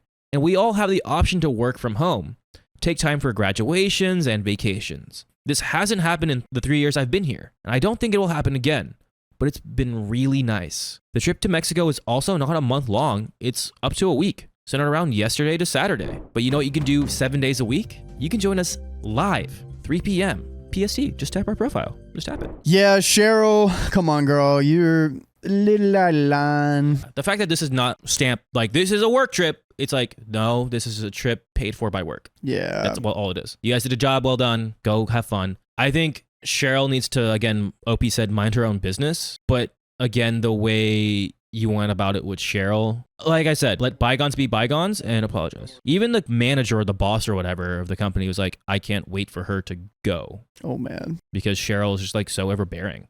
Oh, boy. Just, yeah, she's an older woman and doesn't have, seems like not many friends or doesn't do much. So I get it. She's just a little like on the line of just like, let's do this. Let's do this. Yeah. So I just think you're not the a-hole OP, but just be like, hey, let's talk this out. I am not a mean high schooler. I'm actually very, very shy and bookish. I am probably considered pretty, but it took me a long time to see myself as such. I was a swimmer in high school, and it took me years, well after college in fact, to even try on a bikini. I decided last year I liked the cheeky look because it's probably more common than not where we go tubing on the weekends. The part about getting Cheryl spicy sleep or kidnapped was a total joke, and we meant no harm.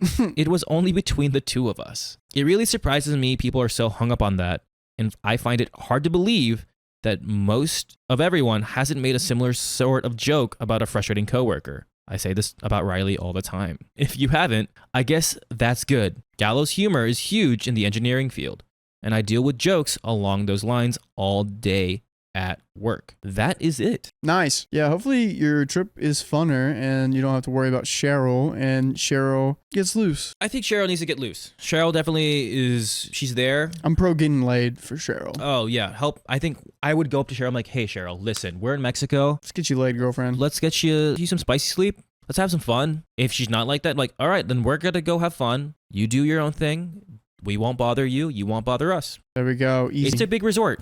Easy money. You're in Mexico. Come on. Come on. Let's let loose. My boyfriend cheated on me with his coworker. I exposed them, and now he might get fired? Don't crap where you eat. That's what they say. Don't crap where you eat. I, 21 female, have been in a relationship with my boyfriend, 24 male, for 4 years.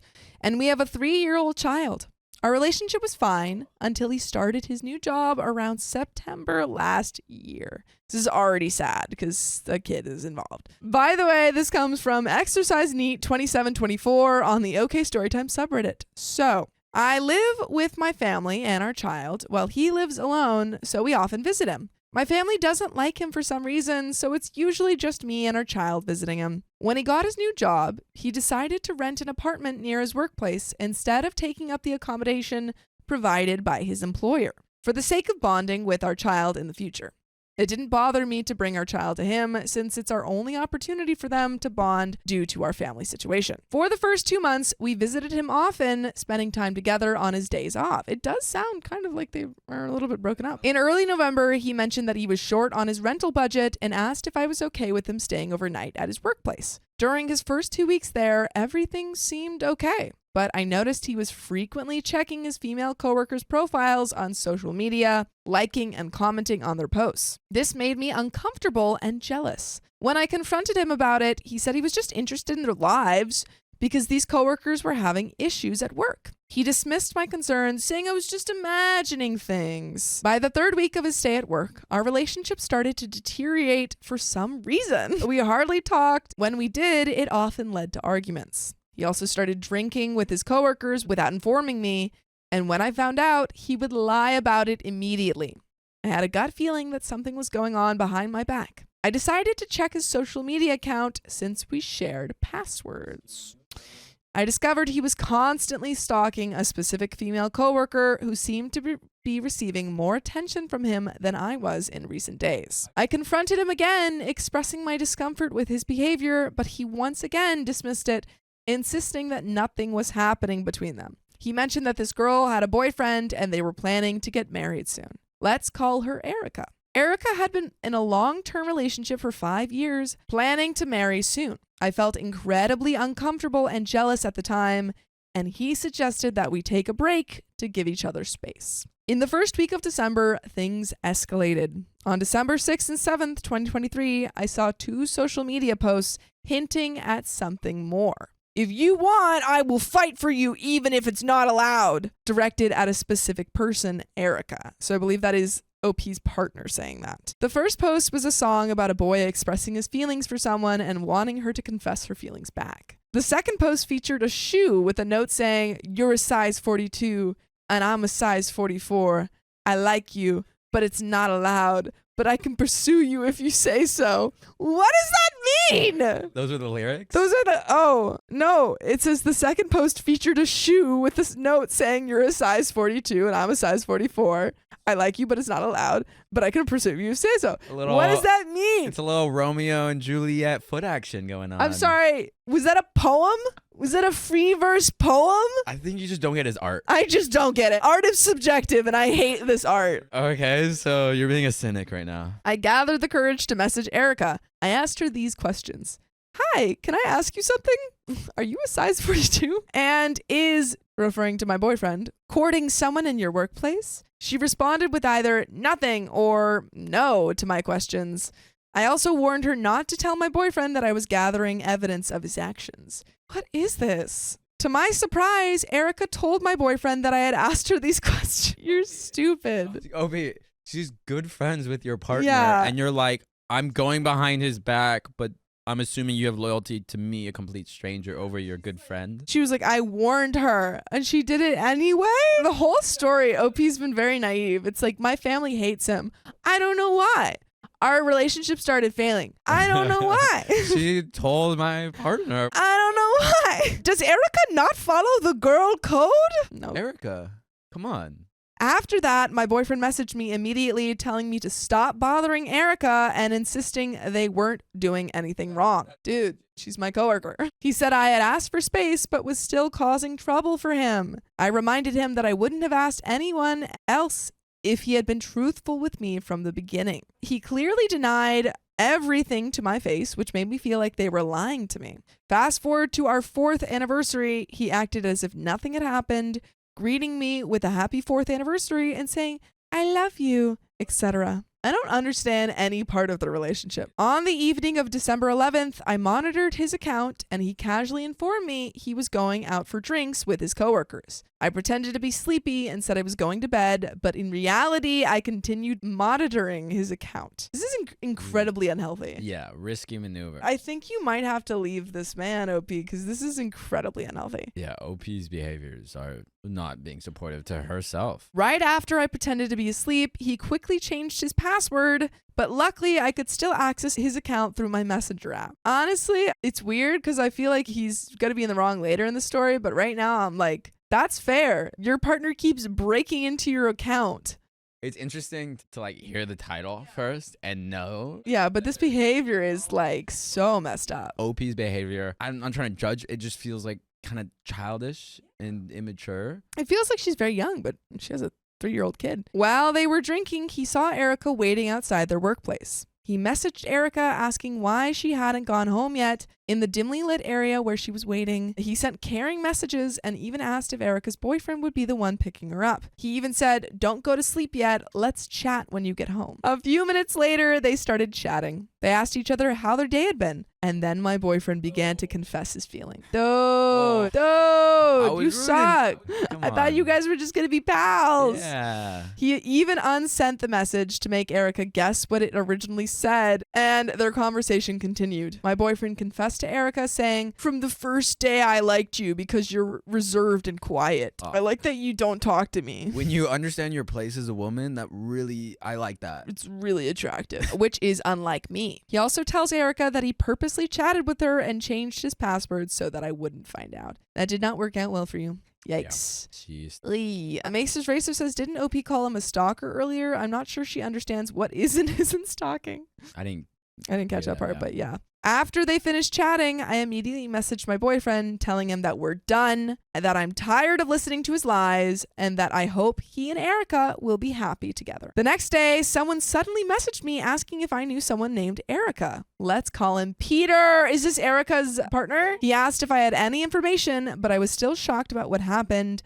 I suggested he ask his girlfriend instead. However, Peter pleaded with me to tell him everything I knew because his girlfriend wouldn't disclose anything to him. So I proceeded to share all the information I had. I shared screenshots of their conversation, and you can join our conversation every weekday at 3 p.m. PST on YouTube. You don't even need to sneak in. You could just come and... You don't even have to stalk. Yeah. We're welcoming you with open arms. But there is a little bit left to this story, but what are your closing thoughts? OP is upset that she thinks that her partner is breaking her trust, but in the process, she's breaking his trust, and she's going behind his back. Yes. And so that's not going to lead to any positive outcome at all. No, like if you're getting to that point, just break up. Yeah. Even without him cheating, like the relationship was going. Yeah. Even if he hadn't cheated, it was, dead because of the behavior that you're pulling and stuff. Yeah.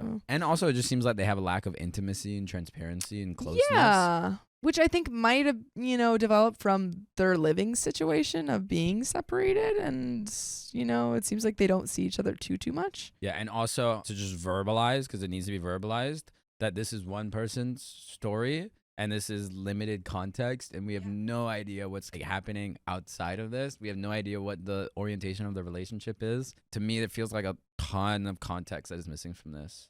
Jellybus says, "It is an everyone sucks here. She's stalking and he's cheating and trying to have a relationship with a coworker, which is against the rules."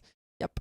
Later that day, my ex-boyfriend messaged me saying he has been suspended because of my actions. Because she told Peter. I insisted that I hadn't done anything and asked why he was blaming me. I was unaware of the reason for his suspension. He said that's why he let me read, because he trusted me not to tell Peter. And he said if I didn't tell Peter everything I knew, the situation wouldn't escalate. He even mentioned that I just added fuel to the fire. He explained that after I informed Peter of everything I knew, Peter caused a scene at the workplace, which led to his suspension and later termination.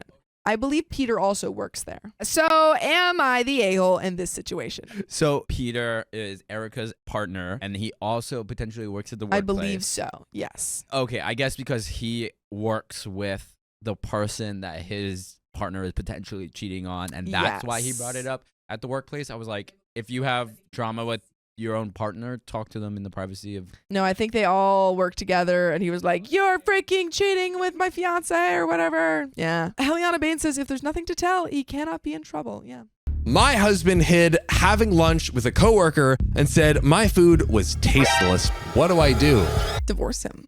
Divorce. Sophie, if your partner said your food is tasteless, Divorce. If I haven't said beforehand, because I do set up my food a lot. I'm like, oh, there's, it's not the best I could have done, or like there's something wrong with it. So if I haven't said beforehand that there's something wrong with it, and then they go to my face and say it's tasteless.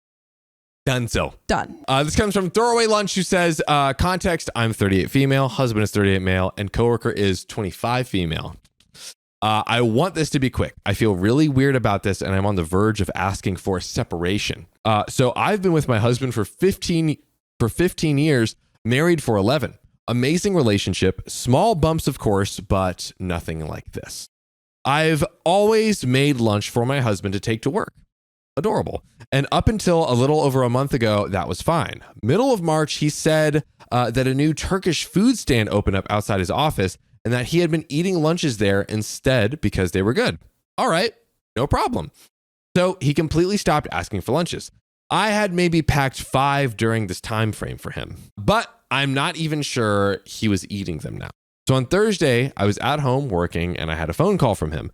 I thought he was calling during his lunch, but he butt dialed me instead. Put a nice you in the comments. I feel like there's some information that is going to be accidentally revealed. No. Bum, bum, bum.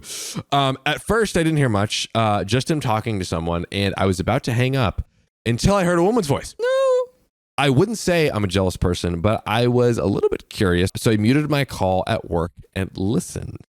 It was just standard conversation at first. He was praising this woman's cooking a lot. What a horrible time to be a butt dial. Sophia, would you rather someone, you're dating someone. Yeah. Would you rather them heavily comment on another woman's looks behind your back? Like, oh my God, you're so beautiful, da da da. Or heavily comment on another woman's cooking behind your back? Looks. People are better cooks than me. But I am not the best cook in the world. But a lot of people say the best way to a man's heart is through his stomach. Well, I mean, hopefully he likes me still. And he just likes her cooking more. Definitely, yeah. If he's like, this woman is way more gorgeous than my partner, I'd be more hurt than Babe, you should have seen her. That would be dish. bad. Which, of course, made me realize that he was eating lunch that this coworker made. I was a bit peeved, but there's an explanation. Surely, right? Although that went out the effing window when she said, is it better than your wife? She knows what she's doing. She knows. To which he replied, oh yeah, without a doubt. I mean, it's not tasteless for starts. Damn. This man. Buddy, old pal, old friend. This man. I also don't think I would say that to other people about my partner. Right. Even if it was tasteless. Even if they were a bad cook. One, you should be cooking for yourself if you don't like the food. Because, like, why can't you do it? They're doing a nice thing. Put your big boy pants on. Yeah. And make some food. Yeah. Stop getting your food from elsewhere. Come on. Followed by laughing. He says all this. He's like, oh yeah, without a doubt. I mean, it's not tasteless for start. Shut up before I beat your face with my fists. First of all, what the F is that supposed to mean? 15 years of cooking and now he has a complaint? And not even to me, but some coworker? Some 25-year-old? 10 years younger? Also, that absolutely isn't innocent on her end, right? I'm not crazy in thinking that's so weird. Why even bring me up? Yeah. Absolutely. Like, she's not even there. Why are you gossiping? Like a reasonable thing could be like, oh hey, I made this new dish. Like, do you like the food? How does it taste? Why do you have to compare it at all? Like, why couldn't Literally. you have just said, yeah, as you said, why couldn't you just say, I liked your food? I feel like if you're comparing it, it only comes with malicious intent. Comparison is the thief of joy. That's true. And this woman is the thief of your husband. What? Boom. Heck yeah. Anyways, I raised hell. End of the call. Send him a message not to worry about my tasteless cooking anymore. And that he can eat from the bin from now on. Take that, sucker. Yeah. That's right. Yeah. Just hit. Anyways, he has apologized and said that he loves my food.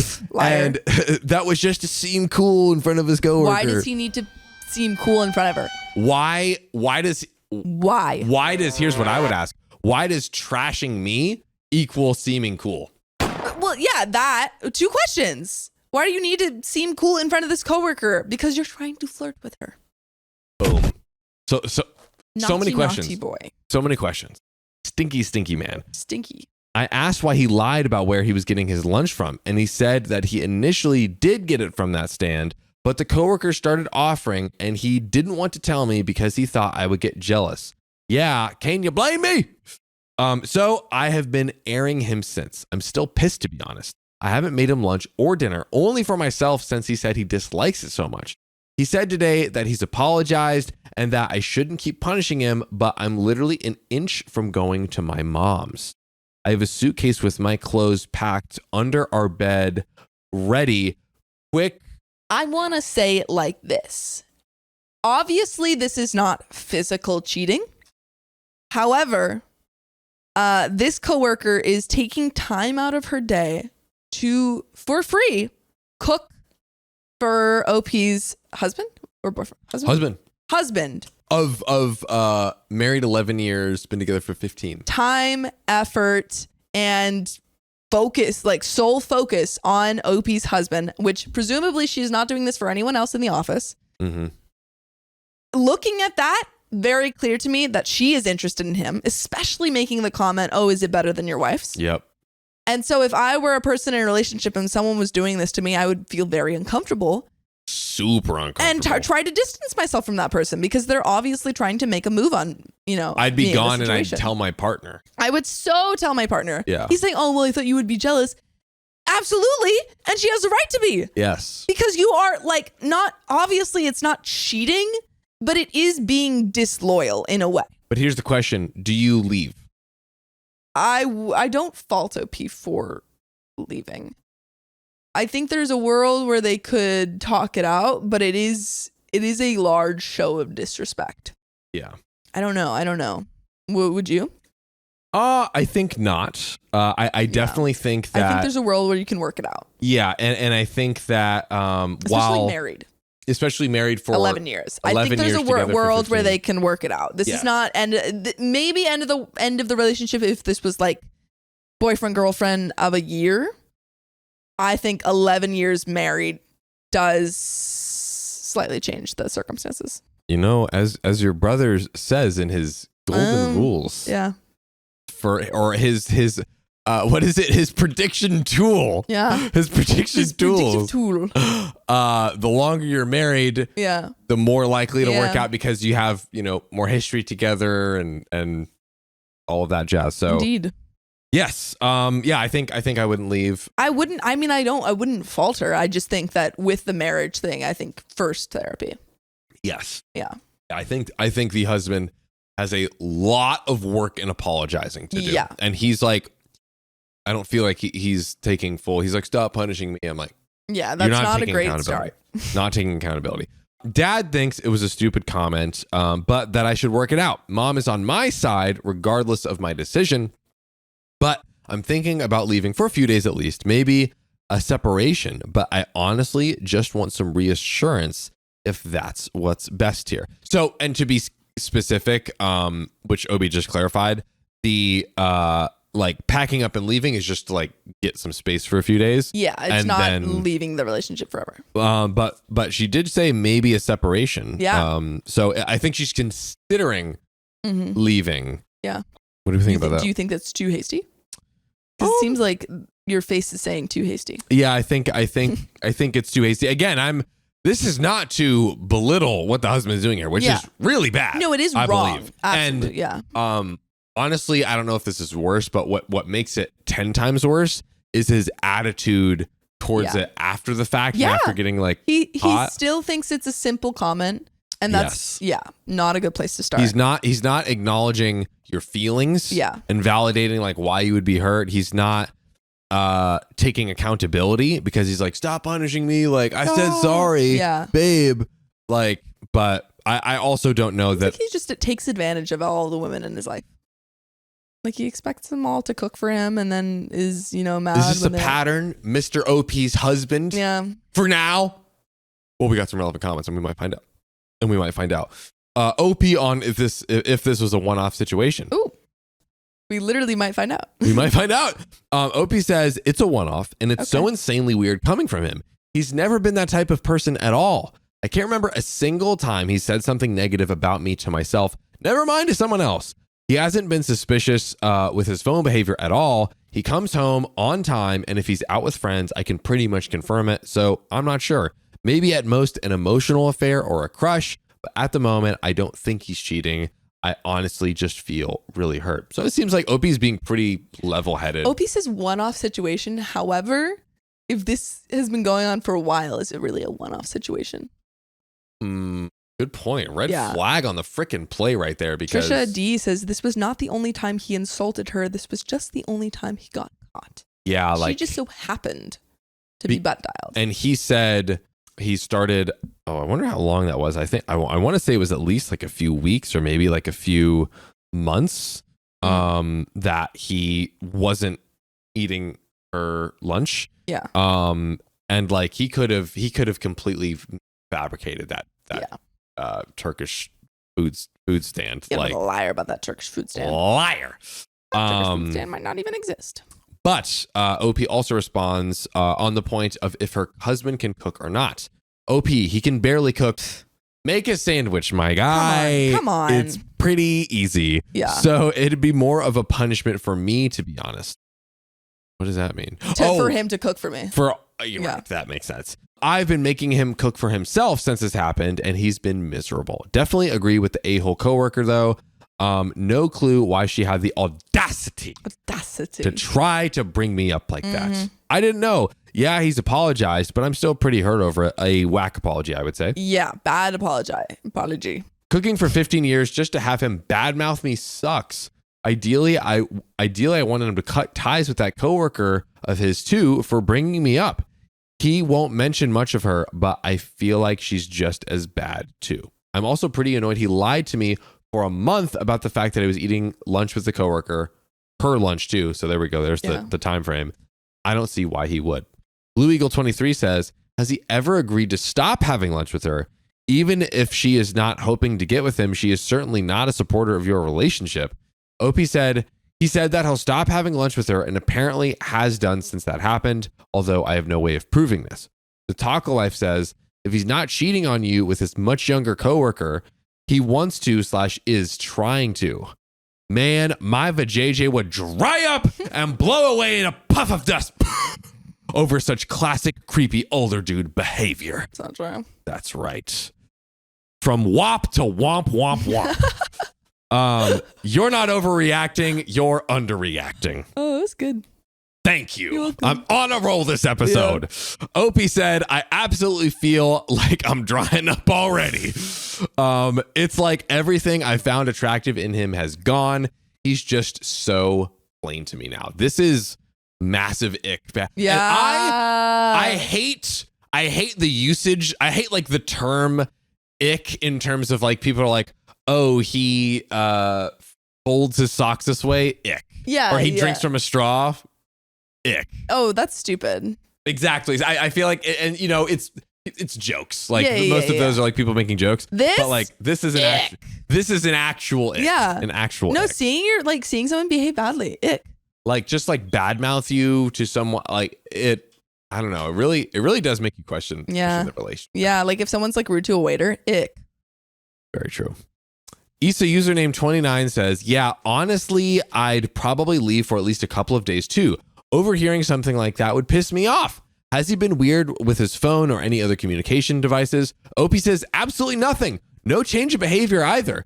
He hasn't been cagey or weird. He lets me use his phone whenever. Before all of this had happened, he's been completely normal. So we do have a update coming up here. But I believe it is time for the changing of the guard. Wow. It's I over. must leave you. Bye, so say everyone say bye, Sophia. Bye. Okay, bye. Adios, amiga. Okay. But you know who we have? The one, the only, the golden man himself. The Midas touch of rules. Samuel. Hello. All right. As you may now know me, I am Sophia with a shaved head. That's true. A tight haircut. Looking great, by the way. Thanks. Your hair game has been very good as of recent.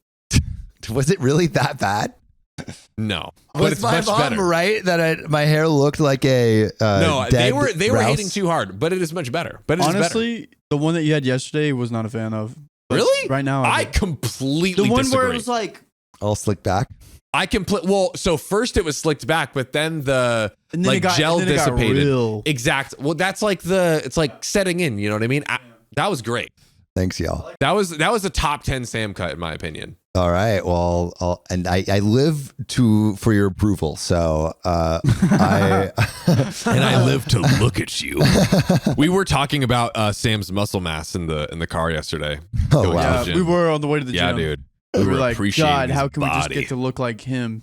He don't even work out. I literally run and surf every day. But like lifting weights, dude, he don't do that, and he's still jacked. But surfing is an exercise. Yeah, but you don't lift weights, but you're still jacked. That's the thing that blows But my mind. if you work you're doing out straight like cardio. It's not. I would absolutely say it's working out, but it's not. it's as not targeted. muscle. Yeah, it's not targeted for fair, muscle fair, groups. fair. And he has impressive muscle mass for not doing targeted work on that, which For being is a my little boy who doesn't hit the gym. Sir, don't twist my words. I just said you're jacked, okay? Don't switch that around. But you know what I'm going to switch around is this TLDR on your face right now. Thank so you. Get ready for it. 3 days later. Pretty sus. If I were to predict right now, I would say cheating. Yeah, which OP like Is surprisingly that is like, is that what I think it is? it is. Wow. It's half. Nice. Yeah. Nice. You agree with this, Sam? The best way to get to a man's heart is through his stomach. I I actually completely disagree. don't know. I mean, like I don't think I've ever been like, oh my God, I'm in love with this person because they cooked me a meal. Literally never. I've loved them beforehand. Wow. I think it's because like where I was raised, women would cook for the men, and then it'd be like, oh, she's a darn good cook. That's what happened. Not saying that's just an old saying. It's an old saying. An Yeah. old saying. true. Yeah. Well, what was Riley's comment the other day? It was like, Oh, gosh. women Okay. over 6 foot are only good for the NBA, WNBA, and modeling. I saw a comment, and this woman was like, I'm in tech, and I was like, I didn't know that was an option. But I just said if I was a woman that was over 6 foot, that's what I would do. But if you're in tech and you're over 6 foot, dude, good for you. So You one can of our code high, you know? one of our episodes earlier today was Riley's just like most random takes possible, and today is Riley's Most most just to be Oh specific. gosh, I love women. I'm just saying that's what it used Yeah, to he be, and does. that's what I was around. But I, yeah. I'm And he saying I agree wishes with it it. still was. I don't. No. I like to cook, dude. Do you not see my breakfast I make? I would like to cook that for my significant other every day. I'd cook it for you. You asked. Yes. Tomorrow morning, I would love breakfast. Okay, done. You want some? Yeah, I'll take some. All right, boom. Cooking breakfast for the boys tomorrow. Let's go. This is great. I like how this. Misogyny has never worked out so much in my favor. Wait, Not no, for the men. Misogyny has never worked in my favor as much ever in life.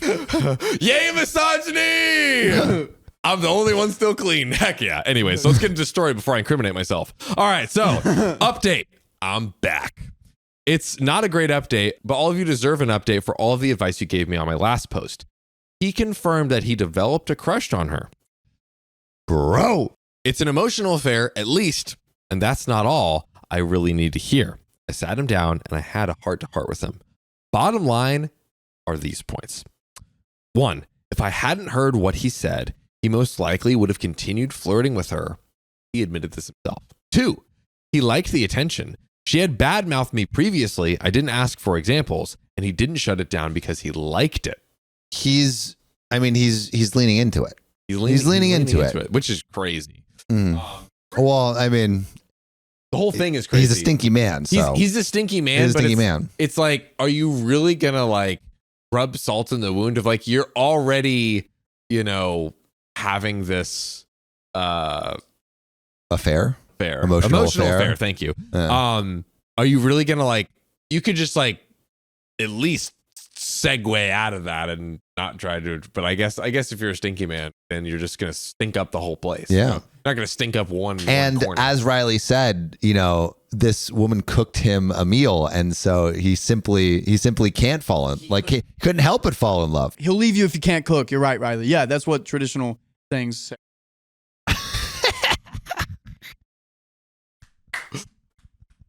Riley's treading water, y'all. I think, you know what? Yeah, I actually think a way to a man's heart is through pecking. Whoa. Now that I can get behind. That's But nuts. I'm on fire this episode, dude. This has been the most zingers per capita on any episode ever for me. So I'm gonna keep the good times rolling. Per capita. Let's get to point number 3. She has been actively pursuing him for over 3 months now. He hadn't put a stop into it until I caught him.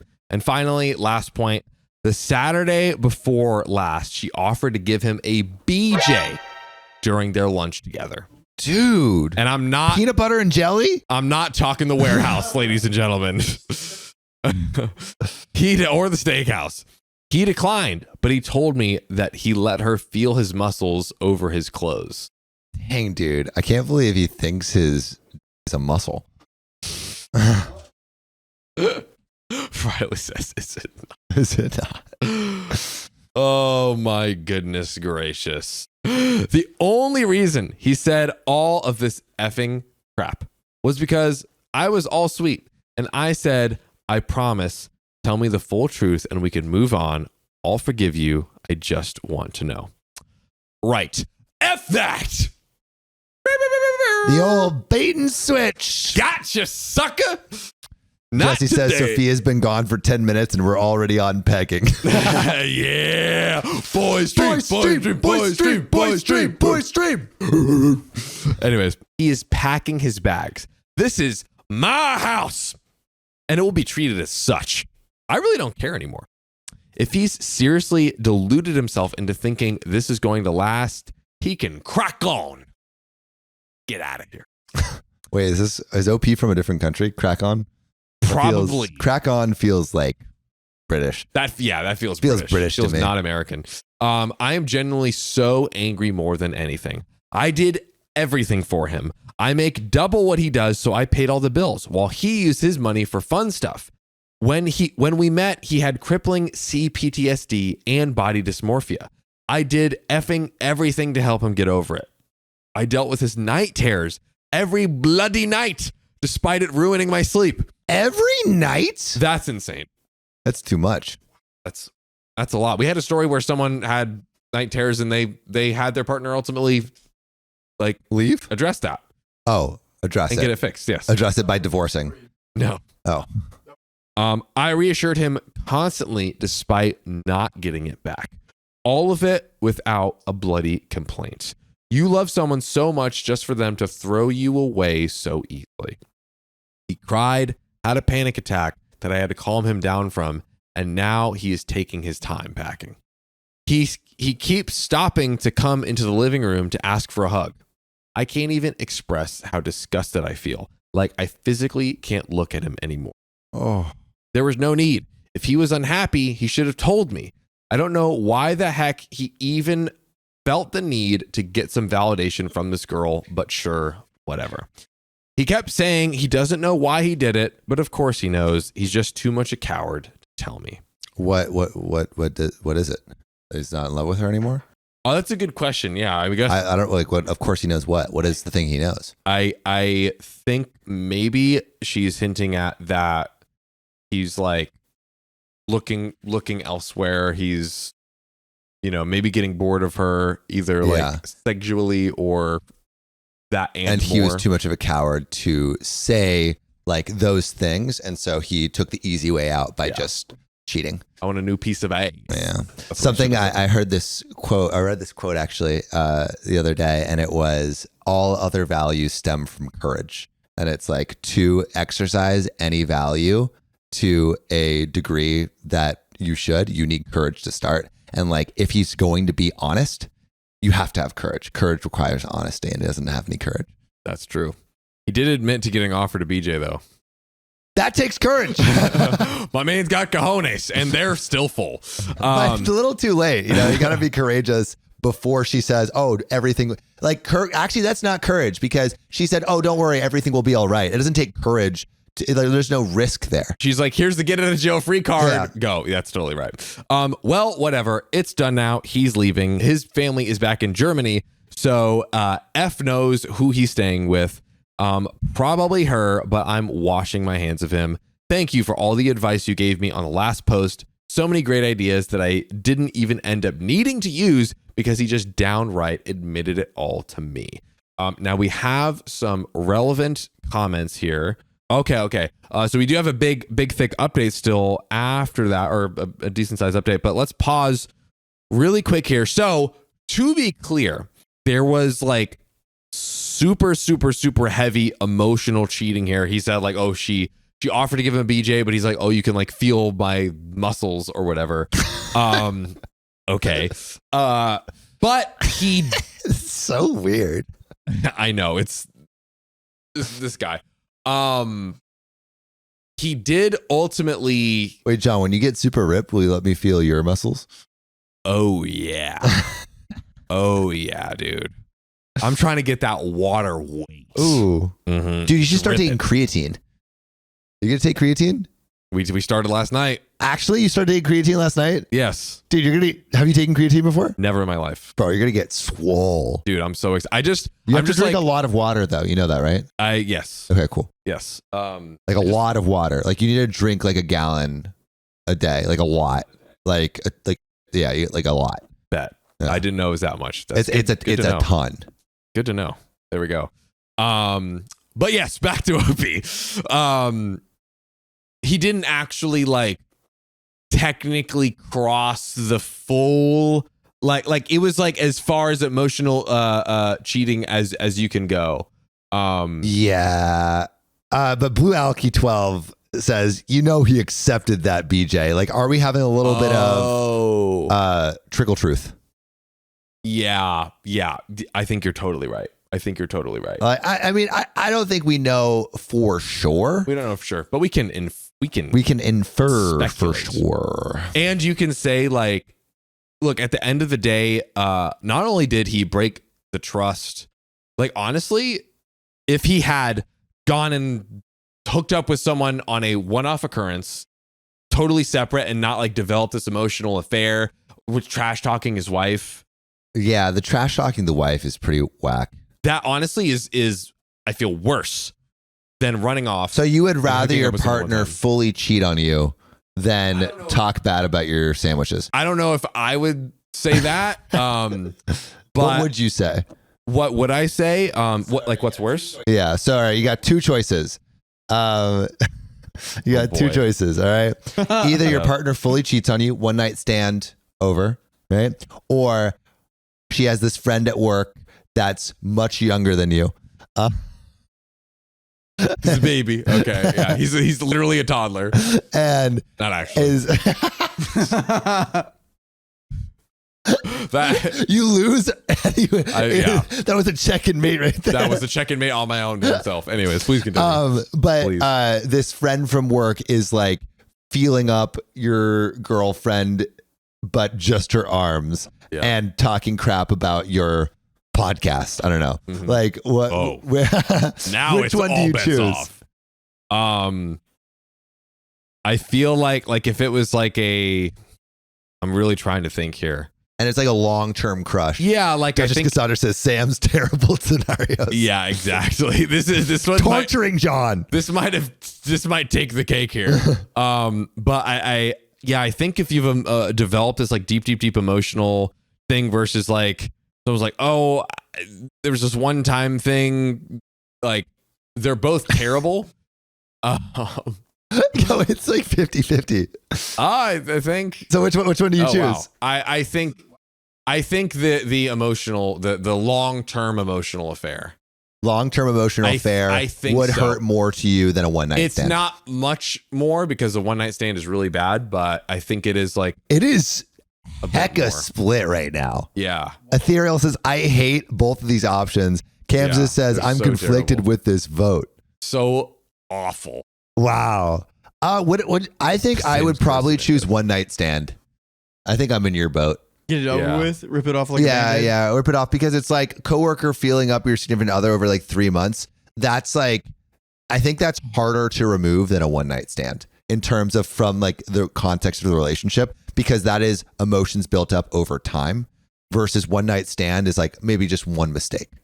Yeah, and it's like in terms of like rebuilding the trust, I feel that the coworker like emotional cheating, because it's a lot more bad decisions. Like that, the one night stand is one really bad. Well, I guess there's multiple decisions that lead to it, but it's one day of bad decisions or one night of bad decisions. Whereas coworker feeling up your significant other is 90 days. It was 3 months. And as we know, like you could get married in 90 days. You can get married in less. You could go to Vegas right now without two of your other co-hosts and get married. That is true. Dang. Oh. We're not going to see the end of it, Riley. No, we're not. How does it feel, boys? Feels great. Sophia was ragging on Riley earlier because he wanted to go on a solo camping trip. Oh my gosh, not another one. Do you guys want to go camping with me? And I think it's totally fine to go camping solo. I was gonna go with my girlfriend. Or you go with your girlfriend. Totally. Yeah. Okay. I don't force John to invite me to every movie night that he and Naima go to. That's nice. But I should. You should. You actually do have to come. You both need to come see our new team.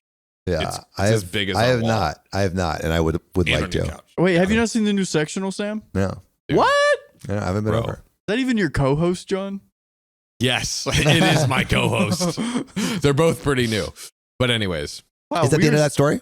No, we have a long update. We have a long update, so let's freaking get into it. Another update. Yeah, there is. So I can post another update on the relationship sub. I didn't know if people would see it. I just made an edit on myself to another post.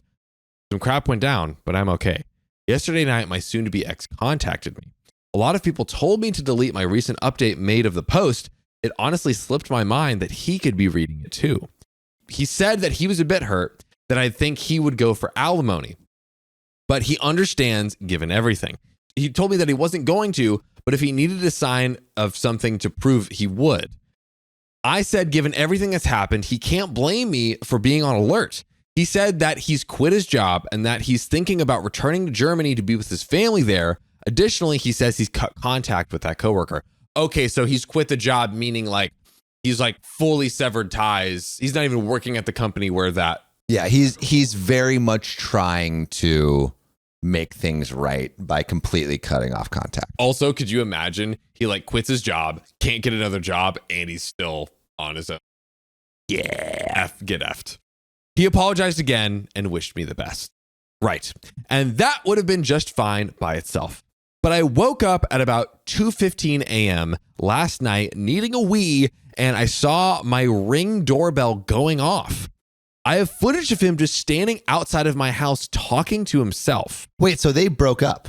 They've broken up. They've broken up, and he still, to prove to her something, he's like, I'm going to quit the job. Yes. Calls her, tells her that, and wishes her the best. So it's like, actually, not a terrible scenario in that specific instance of he's calling her to tell her like, hey, I quit the job. I'm totally cutting ties and I wish you the best. Yeah. Honestly, that is a stand-up move. Yeah. However, literally he got there at 1 a.m.-ish, knocked and sat down on my front steps and just started talking. I slept through it and only woke up because I needed to go to the bathroom. I literally sat in my closet for ages just watching the camera, not knowing what to do until he left at 3 a.m. So he showed up at around 1 a.m., rings the doorbell, sits there talking to himself until 3 a.m. What is he saying to himself? That is a great question. I didn't take the BJ. I didn't take the BJ. I swear.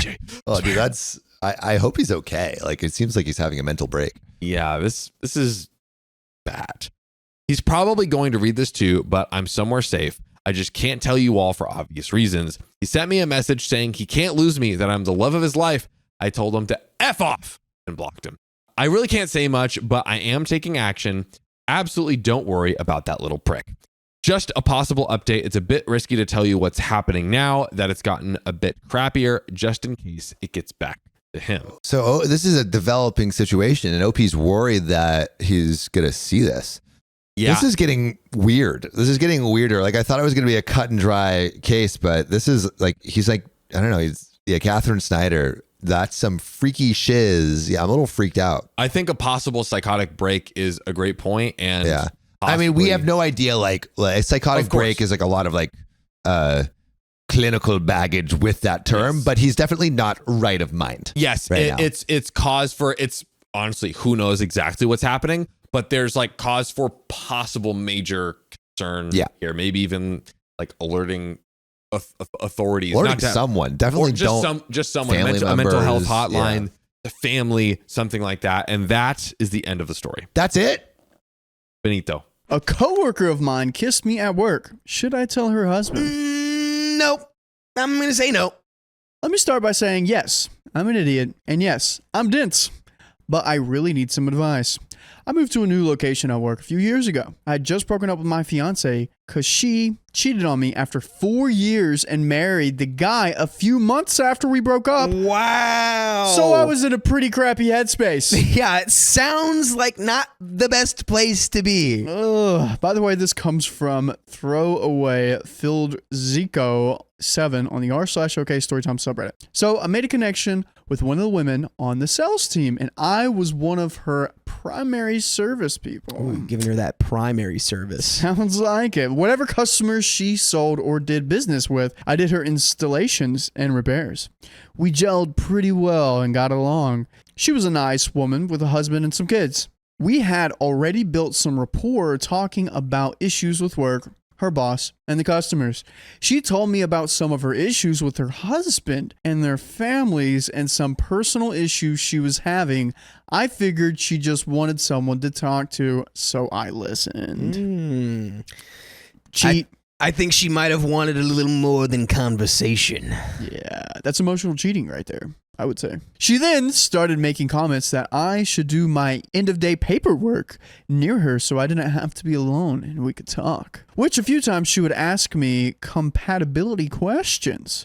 Then compared me to her husband. Yeah, your girth size is like 1.5 centimeters bigger than his. Oh, yeah, those are the compatibility questions. How compatible are our genitalia? One night, while I was working alone in the upstairs office after my first day back from vacation, she came running up, all giddy about something. She told me about some things that had happened and asked about my vacation. She said she would like to stay in touch away from work because we were friends. All right, now it's getting suspicious. I initially didn't see it as an issue, so we traded numbers. Then she lurked up and give me a big old kiss. Oh my God, secret. She lurched up. Oh, where did this come from? Lurched. I missed you. What does that look like?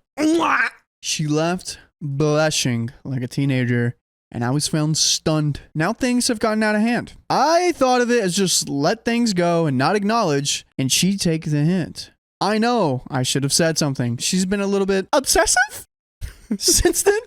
She greets me at the door when I come in. She has made a big deal about me not answering her texts since I have nothing going on. She tries to leave when I do to walk out to the parking lot together. She made up an emergency that she needed me to come over to her house on our off day to help her with something on my skill set. I didn't pick up on it. I thought she needed help. So I go over and I'm trying to fix what she's talking about. And she comes back out in just her bra and pantalones and said her husband and kids aren't home. Oh my God. Which, saved by the bell, the garage door started opening and she darted away. Her husband comes in and asks about what the issue is, and she comes out in her normal clothes and act like nothing just happened. I just said I needed a part and it's easy. I wrote it down and said she can just plug and play with the part. I was just a deer in the headlights and I didn't know what to say or do, so otherwise I just left. What do I do? Also, I'm just curious if this can be answered. Does she want an affair in general or just an affair with me? Should I like... This guy is so oblivious. Should I like, have an affair with her? Like, does she really want me? He's like, you guys think that she just likes me or just she likes the idea of being with someone that's not her husband? By the way, my coworker knew I had recently been cheated on and was struggling, so I'm kind of shocked she did this. Yeah. We got an update. Wow. Dude, to pick the guy who got cheated on? Well, he's already vulnerable. Know your... So, easy target. It's like the first rule is you got to know your audience, dude. Like, you're asking the guy who has been broken by a cheater to partake in the same behavior that like broke him. She doesn't sound too smart, dude. Update. My previous post has more details about what happened if you want to read it. I had a conversation with my coworker after an awkward visit to her house where she appeared in her bra and pantalones and told me her family wasn't home, which was a few weeks after she kissed me at work. I told her I didn't want to wreck her marriage. I was just recently cheated on and this is just triggering and all the hard feelings about that, and I didn't want to be like my ex. Oh, go figure, dude. Good guy. Hey. Good guy. Gentleman right there. Oh my God. The guy who got cheated on doesn't want to be a cheater? Whoa. What? How could that makes no sense? Whoa, dude, that's crazy. It's like he has emotional intelligence of how cheating can ruin people in relationships. What? Yeah. She said her marriage was basically for show and for the kids, which they literally go to events together, so that's what's odd to me. She admitted that she married him because she got pregnant. They wound up having 2 more kids, but she's miserable. Her husband's family hates her. Her stepdaughter despises her. I guess there was some dark time. Her husband was a raging booze drinker before they had another kid. This is very consistent from what my buddy and colleague told me. He said he's known her for 8 years. She has never talked about her husband, only her kids. He suspected they stayed together because she got pregnant. He mentioned she began talking about me more than her kids or husband, and she was getting agitated if I didn't answer her or I didn't spend a lot of time near her. She's like, don't you understand? You're my work husband. Like, not even in a fake way. I need you to pick up the phone. For the earlier question, I think she just wants to have an affair with you, not the idea of an affair. I don't know. I mean, I think she wants an affair with this guy. Is OP hot? I mean, it sounds like it, dude. Come on. I guess this guy's like he's a tech guy. Honestly, in my head, they sell computers. She's a computer salesman. Riley, you're a tech guy. I mean, I wasn't a tech guy. They forced me to be a tech guy. But you're a tech guy now. Okay, well, let's just say like, just choose your next words very carefully, tech man. Well, like he's insulating stuff and she's like selling it. So she's like, oh, that's kind of like what they do. That's in my head.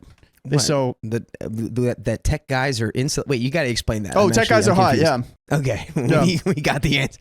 We got the truth. There we go. She already had tried to do our compatibility and compare me to her husband. She also brought up I listen and understand her better before she pursued a physical affair. But it's becoming out of control. She kissed me at work, always try to catch me in the parking lot or get us alone. She's getting jealous if I'm talking to other females, clients, or coworkers. My female friends had taken notice and made comments that she's possessive and jealous, and they are getting funky vibes from her without knowing what's going on. A few clients gave me funny looks when she reacted to seeing me coming in for the day. I stopped in to grab something before a few days off, and I was trying to be quick, and she texted me, "Were you here and didn't come to say hi to me?" She straight up said, "Hey, where my hug at? Where my hug at? Where my hug at, though? Are you going to tell me you showed up and didn't give me my hug?" Did you give me a kiss goodbye? I didn't know how to process all the information she gave to me and what I received. This is overwhelming to me. I'm still hurt from my last relationship, and it's just setting off so many things in my brain, and I can't make sense of any of it. By the way, you can make sense of us if you join us live every weekday on Twitch, YouTube, and Facebook live. Just tap our profile. What's the game plan here? Does he just like give her what she wants? Give her what she wants or run away? I think you definitely need to give her what she wants or HR. Not give her what she wants. Why not? Like, she might calm down after guys, that. Cheating is never good, but also it's extra not good to cheat with somebody who so clearly can't even keep it low key enough to the point where even clients are like, "Yo, why is she acting like that when he walked in?" Like, that's weird. Even the clientele can tell that she's like acting weird with you. So if you do end up pursuing like an affair with this woman, which you should not do, it would blow up in your face. Oh yeah, so fast. What you should do, I think, is probably tell her husband either anonymously or whatever. I don't know, dude. He has had not a really good history with beverages. I mean, sure, but maybe that, I would tell HR. I'm saying tell HR and skate back time with her. It's a hard position to be in. HR, man. dude. HR. Let her handle at her least own go life. to HR in the business, but like it's gonna come to light anyway. Oh well. I guess she hasn't technically cheated yet. She did give you a on kiss. her husband. Like she hasn't gone. She hasn't done She kissed him. anything like super terrible. That's terrible. But she wants to. She wants to do That is really terrible. bad stuff. She invited him over. Well, yeah. Well, These are terrible I get things. it. It's like she's. If this guy was receptive at all, she would have been cheating like nonstop. Yeah. It's but she just the did- fact but that she he's did cheat on not. him. He's the only reason She that. cheated on her husband. Yeah, she's. So yes, agree with me. For all Agree with intents, me. for all intents and purposes, she is actively cheating. Thank but you. she is failing to execute the actual cheating. Oh yeah, element. she's bad at that part. Yeah, yeah. He's not getting it. Yeah. I saw her today. She literally went running from where she was and skidded to a halt in front of me and was smiling super silly and just amped. Like a Looney Tunes cartoon. Like She was so excited to talk to me. It had only been 2 days since we addressed what happened at her house. And I said I needed a few days to process the information. Now what? Edit. I didn't sleep with her at any point. Now what? What does he do now? Go to HR. If you do not feel comfortable with this, go to freaking HR, my dude. my coworker exploited church funds and then cheated on her husband. I didn't read that one in the Bible. As I have stated before, I have, for lack of a better word, lived a very interesting life. Oh, the stories I can and will tell. For now, though, I have to stick to the time I worked for a small Catholic newspaper. By the way, this comes from user SayerSong, and if you want to submit your stories, you can do it on the r/OKStorytime subreddit. Now, just a disclaimer, I myself am not Catholic, but luckily, at first, that did not stop me from being hired. This was both a blessing in that it paid the bills and I got to do what I loved as the sole graphic designer, and a curse in that I worked with some over-the-top people, including one that kept trying to convert me, a woman who was the epitome of being a Karen, years before being a Karen was even a thing, and a man who was a deacon, who literally spearheaded a campaign with a subordinate of his to gaslight me and then went on to harass another female worker as well, along with stealing commissions from yet another subordinate. This is a very ethically ran Catholic newspaper. Oh my gosh. You guys have too much trust in these people. So this story involves the Karen, whom we will be calling Rachel. Rachel had been hired as a secretary and additional receptionist. We were a small office of 10 to 12 people max at any given time. When she came on, she was married and had a child. Like me, she was initially not Catholic, but later became Catholic. Interesting. I mention this because it is important in the grand scheme of things. See, the only reason she became Catholic, and she openly admitted this to me and others in the office that were all Catholic and had been for most of their lives, is because she found out that by her and her son being Catholic, she could get the church to foot the bill for her sending her son to a Catholic private school instead of a public one. Oh my gosh. Free private school? I don't But know. it's private Catholic school. Yeah, it's private. What's wrong with private school. Catholic school, huh? I've heard a lot of things are wrong with private Catholic school. Yeah, there's a lot of wrong with private Catholic school. She did this because she wanted a private education for her son, but didn't want to pay for it. So she went through RCIA and had him go through RCIC and the whole 9 yards, and then told their church that they couldn't afford to send him to Catholic school and got the church to pay for it instead. So Catholic churches will help parishioners that want to but can't afford to send their kids to Catholic schools. They do so by paying for the school themselves out of the money that has been donated by other parishioners. So she got what she wanted. This frustrated a fellow coworker when she found out, because she had been their sponsor and thought Rachel had been sincere in her wish to be Catholic. During this time, Rachel made it all but abundantly clear that she only plays Catholic when she needs to, so as to get what she wants or needs, like that money for the school, but has no intention of actually living the life of a Catholic. Now, I had no intention of living life as a Catholic either, so I can understand that part. But then again, I never had any intention of becoming a Catholic, and they all knew this. Whenever Rachel's son needed to buy books or get money for extracurricular activities or lunch money or field trips, Rachel would immediately go to her church's parish office, looking her poorest and most vulnerable, and ask them to cover the amount. And they always did. Again, pissing off our fellow coworker who was a member of the same parish and had sponsored them. That is wild. That is so wild. I don't know how I feel about this. This is so. I don't know. Son's still getting private education. going to private school. Okay. Son's getting private education. That's Couldn't a great afford thing. it. Maybe really couldn't Okay, afford even it. if she couldn't afford it, sure, that should be it. But she's abusing this. She's abusing this. She is, but the Catholic Church has never exploited anybody before.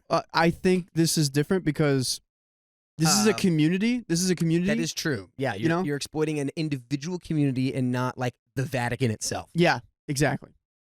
So it's kind of like the optics might be like, yeah, slam dunk on the Catholic Church, but really you're slam dunking on like your neighbors. Yeah, that's the thing. We all knew that Rachel's husband made a decent living, but apparently he either didn't know what she was really doing or didn't care.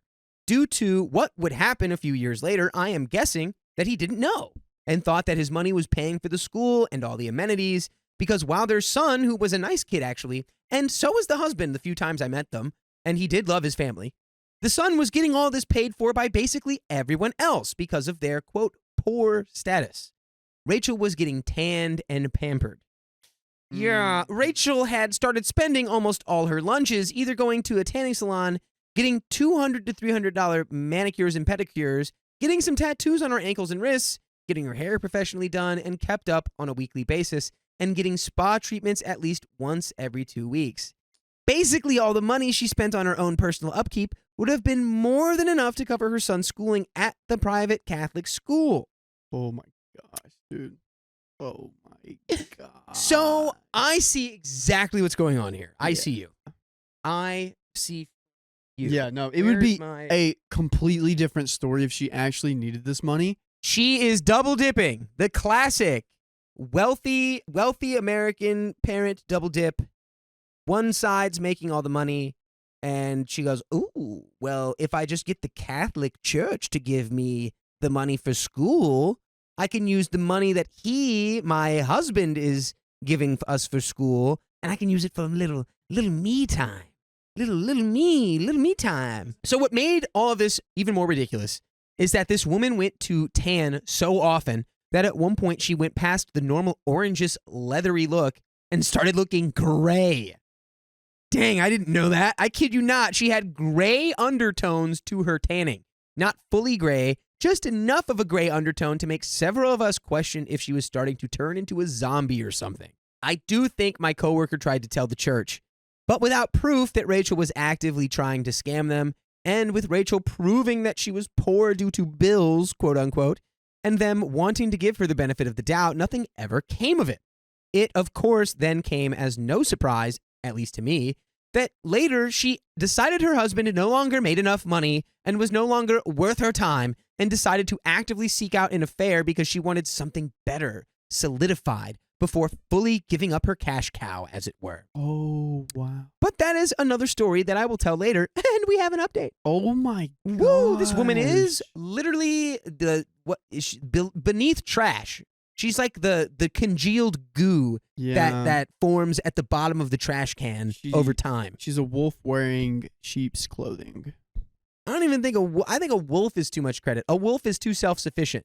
She's literally leeching off of both her husband and the Catholic Church. A leech wearing sheep's clothing. She's just a slimy leech at the bottom of a stinky pit. I have previously mentioned my coworker Rachel from when I was working at a small Catholic newspaper, and how she had basically conned the church into footing the bill for her son's education, something she and her husband could afford to pay out of their own pocket, while spending the money she had on herself.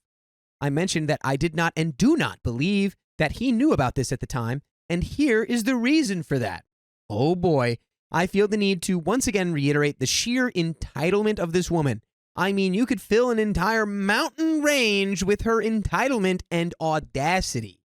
You see, as time went on and Rachel got more tanned, got her tattoos, which admittedly were nice ones, got her expensive mani-pedis and her almost Karen haircut, she also decided that her nice husband was just no longer worthy of her.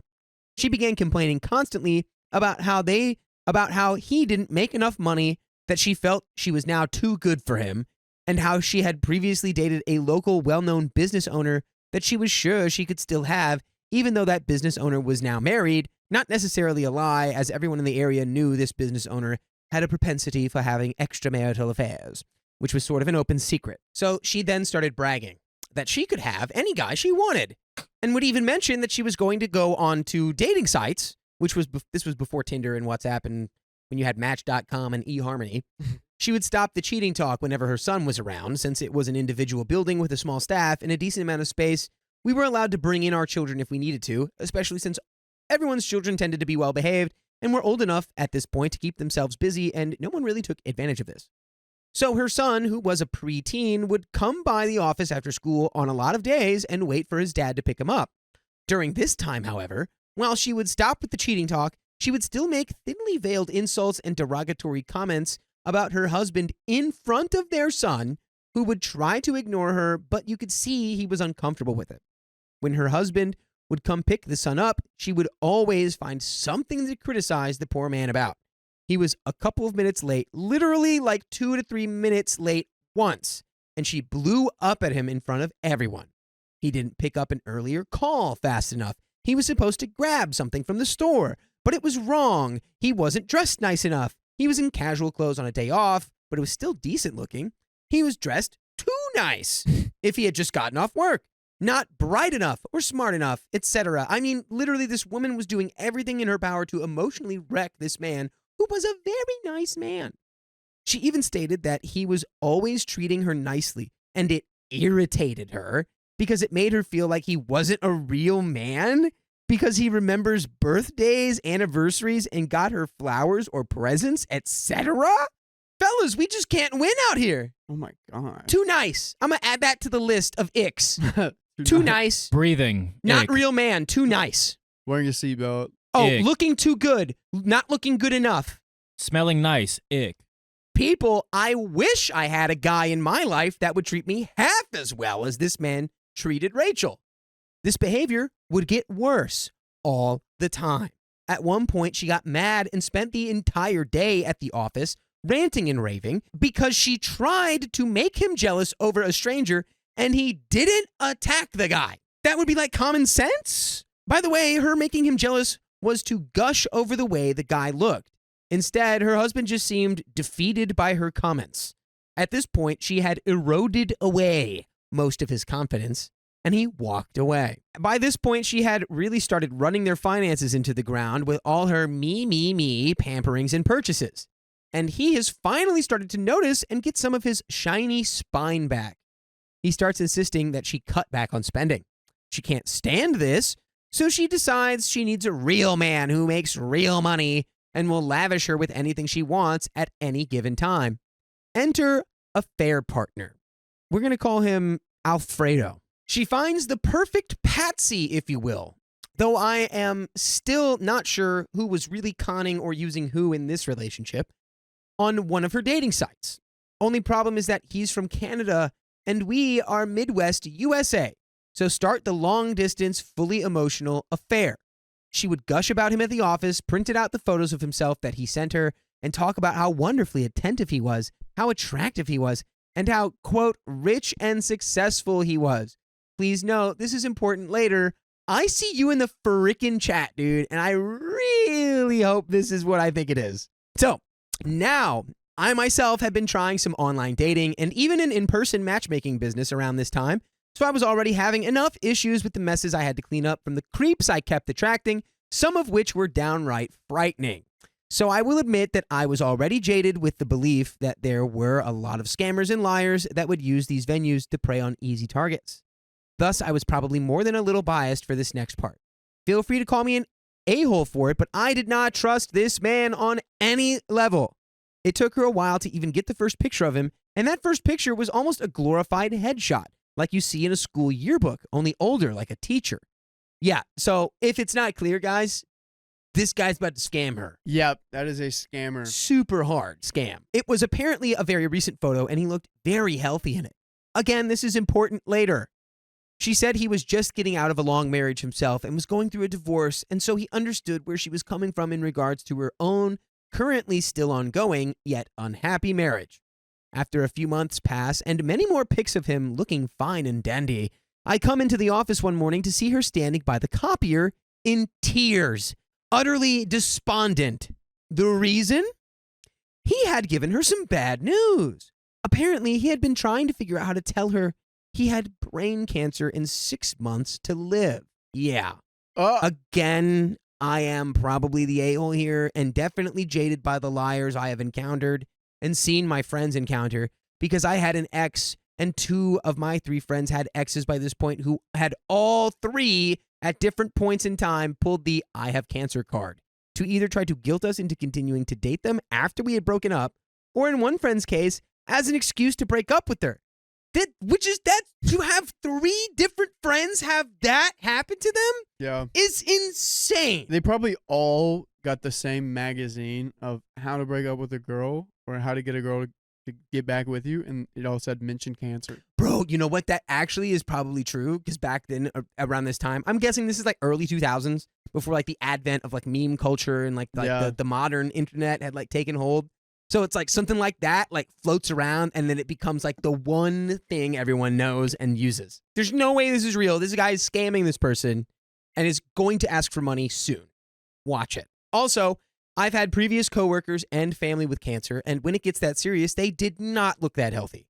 I tried to tell her that, but she refused to believe me. She said he wanted to come see her soon so that they could consummate their relationship, quote, before it was too late. So I just shut up about it, but refused to trust in this.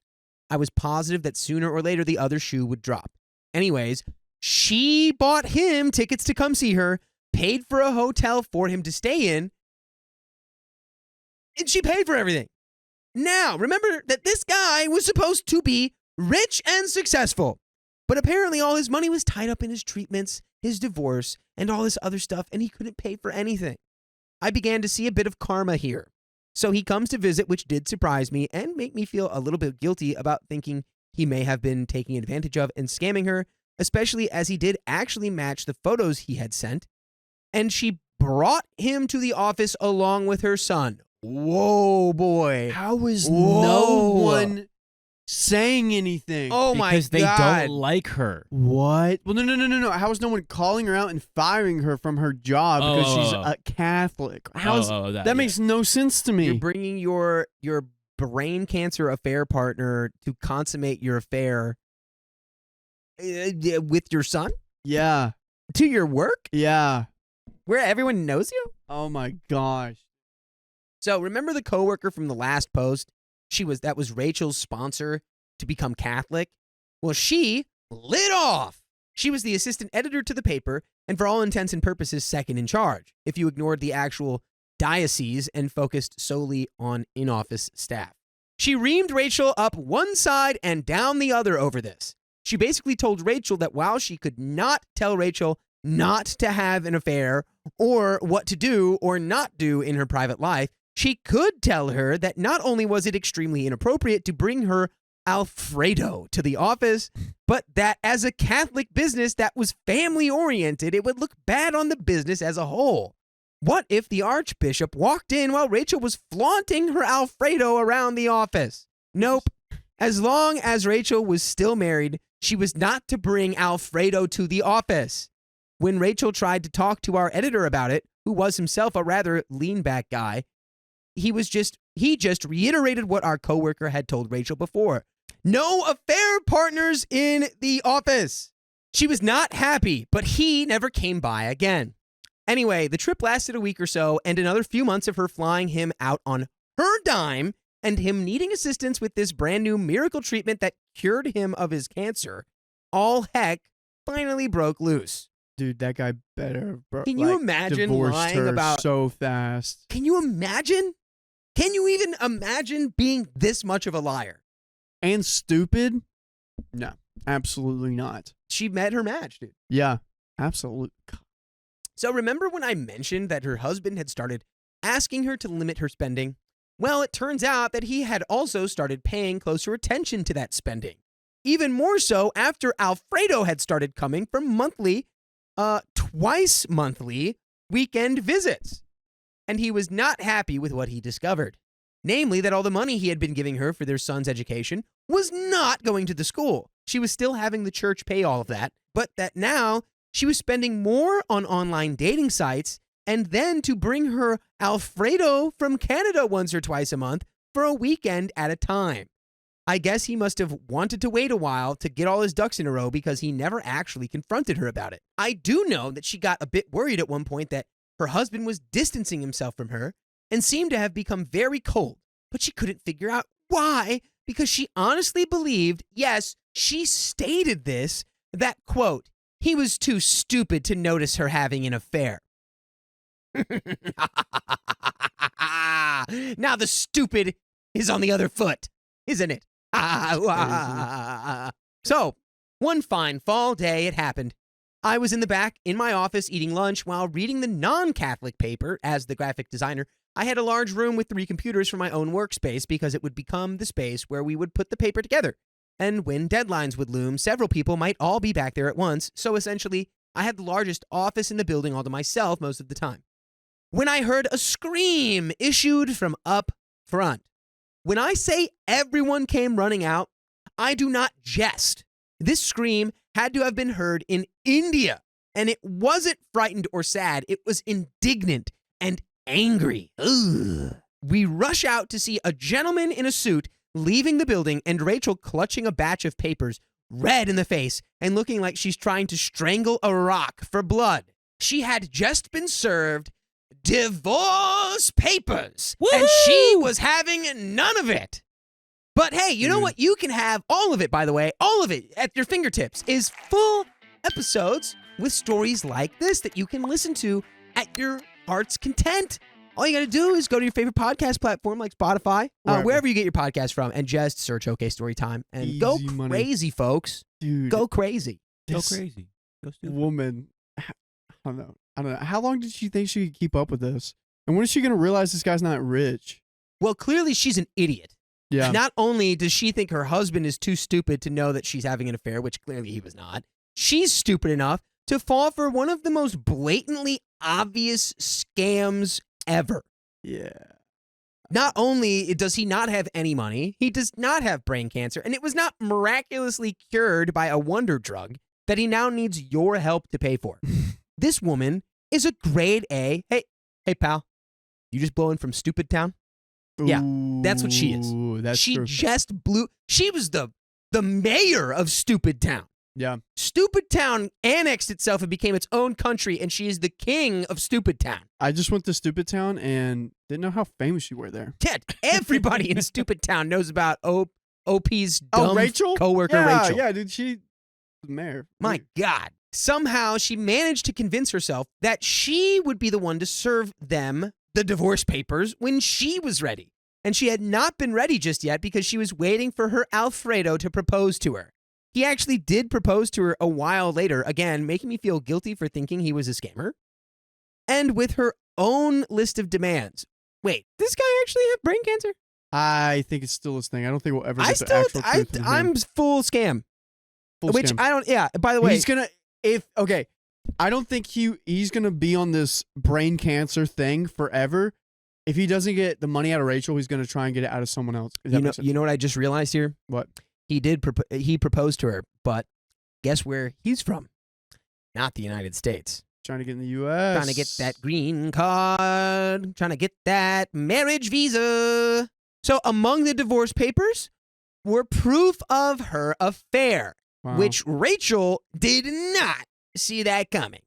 Now, you would think that this would be the end and that Rachel would be happy to let her unworthy husband go so she could be with her perfect Alfredo, but no. If that were the case, then Rachel would not be nearly the entitled person that she was. She was not going to go down without a fight.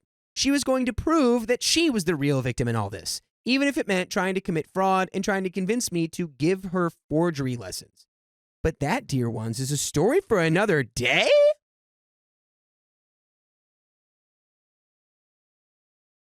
So my entitled coworker asked me for forgery lessons. Her name is Rachel, and her trilogy comes to an end. Okay, I have mentioned my entitled coworker Rachel from my days working at a small Catholic newspaper before. But for this and upcoming stories, I think it's time to introduce the rest of the circus, as it were. The ones that were working there at this time are as follows, and all names have been changed. People who work here previous to this point and people who started after this point will not be mentioned yet as they are not relative to the story. The Archbishop, our publisher, who did not come to the newspaper office that often and really doesn't feature in this story, but I wanted it to be understood that yes, there are 3 people that our editor answers to, as the newspaper is considered part of the archdiocese organizational structure. So they really are a part of the Vatican. Oh. Sanctioned by the archdiocese. So do we feel as bad, chat? We still, yeah, well, the money How we money feeling, is chat? coming from the community. So yeah, it's still, you're literally exploiting your neighbors and no one else. Yeah. Which is, you're literally just bypassing the Catholic Church's exploitation of your neighbors and you're just taking it direct. The other 2 that the editor is also responsible for answering to are the chancellor and vice chancellor, who work directly below the archbishop but don't have any official newspaper titles. And then there's Tom, our mostly beloved, if a little dense at times, editor-in-chief, who was suffering some serious on and off health issues, which is important as it explains why so many rotten things happened under his watch that he had missed. Then there's Jane, our then assistant, or associate, as titles changed at one point, editor. Associate editor who also sponsored Rachel during her RCIA and switched to Catholicism. She was basically the one in charge at this time, as Tom was often out of the office due to his health issues. And then there's Roger, a deacon and a newly hired advertising executive who had not yet settled into his toxic, misogynistic, manipulative, thieving, gaslighting ways yet. Oh, well, we don't like Roger. He was still getting a feel for how much he could get away with, and Jane was still able to provide a nice buffer between he and I at this point. Then there's Lindsay, a writer/photographer, Marcy, a full-time employee who split her work between part-time writer-photographer as well as part-time advertising associate working under Roger. And Rachel, the longtime receptionist secretary who shared duties with Gina and was extremely entitled. She had a soon-to-be ex-husband, a son, and an affair partner who we all know as Alfredo. And then there's Gina, another receptionist secretary who shared duties with Rachel and had been working there for about 1.5 to 2 years by this point. Also worth noting that she was newly engaged to her longtime boyfriend. Then there's Kathy, our office manager, and yours truly, me, the graphic designer. There were others that would come and go at this time, but they were usually either people that were temps to help during peak printing times, freelancers that would help write or take photos, or our IT guy that would come in as needed. Basically, none of them worked in the office on a regular basis. Anyway, I digress. When we last left off, Rachel had been served divorce papers at the office, and she was livid, to say the least. And she spent the next several days letting us know this. Every day as she tried to get things organized, she was yelling and snapping and throwing a fit at us, at customers, at advertisers, at pretty much everyone. She even verbally accosted a few priests and a nun to complain about her horrible husband and ask how she could stop this, since divorce is not readily recognized in the Catholic Church and an annulment is usually needed.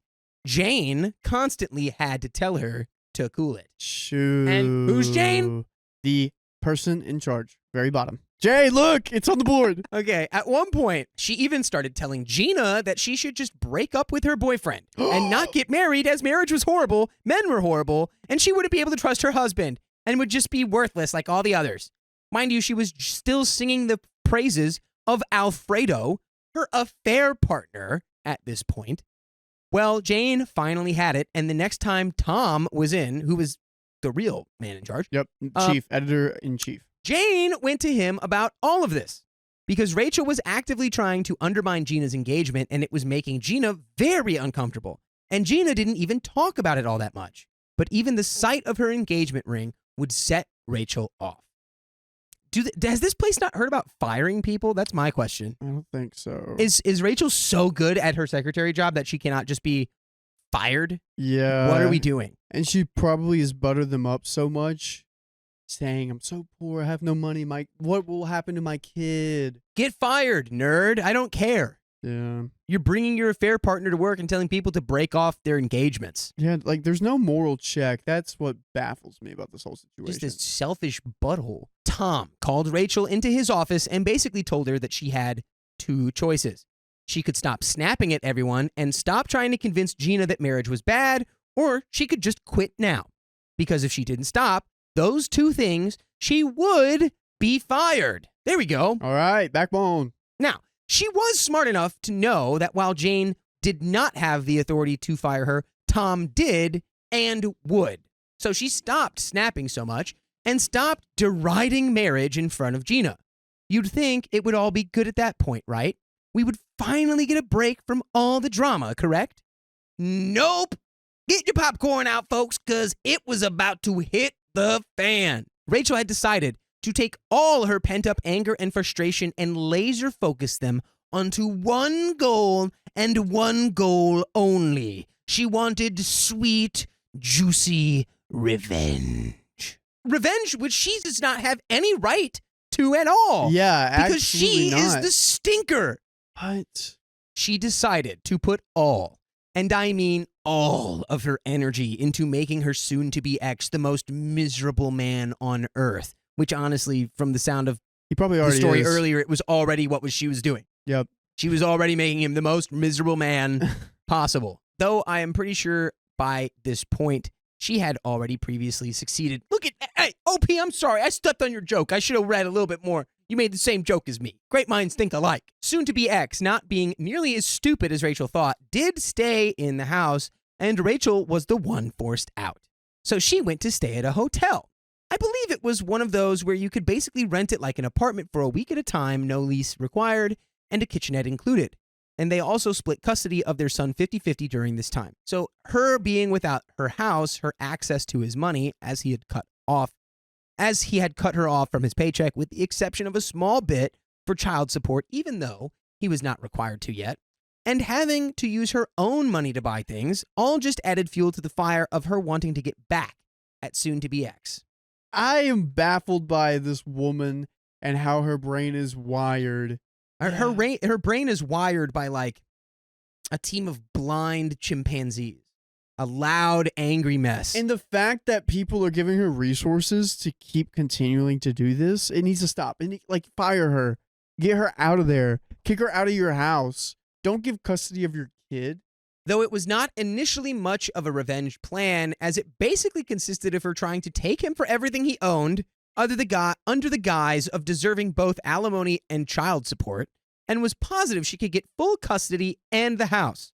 She decided that while tanning and constant haircuts and dye jobs were a continued must, she would forego the weekly mani-pedis and twice-monthly spa treatments. Instead, she started looking for lawyers, any that would explain to her that she was highly unlikely to get alimony under the circumstances, as she had been employed for several years, was not a stay-at-home mom, and had a good enough skill set and work history to remain employed or get a new job. She would dismiss from consideration almost immediately. She was going to get her alimony. She did eventually settle on a lawyer who was willing to do what she asked and try to bilk him for everything. I don't know what that word means. Is to cheat out of something valuable. Oh. To cheat, yes, to bilk him for everything. So with that done, she started gathering all financial records, all past bank accounts, all information she could get.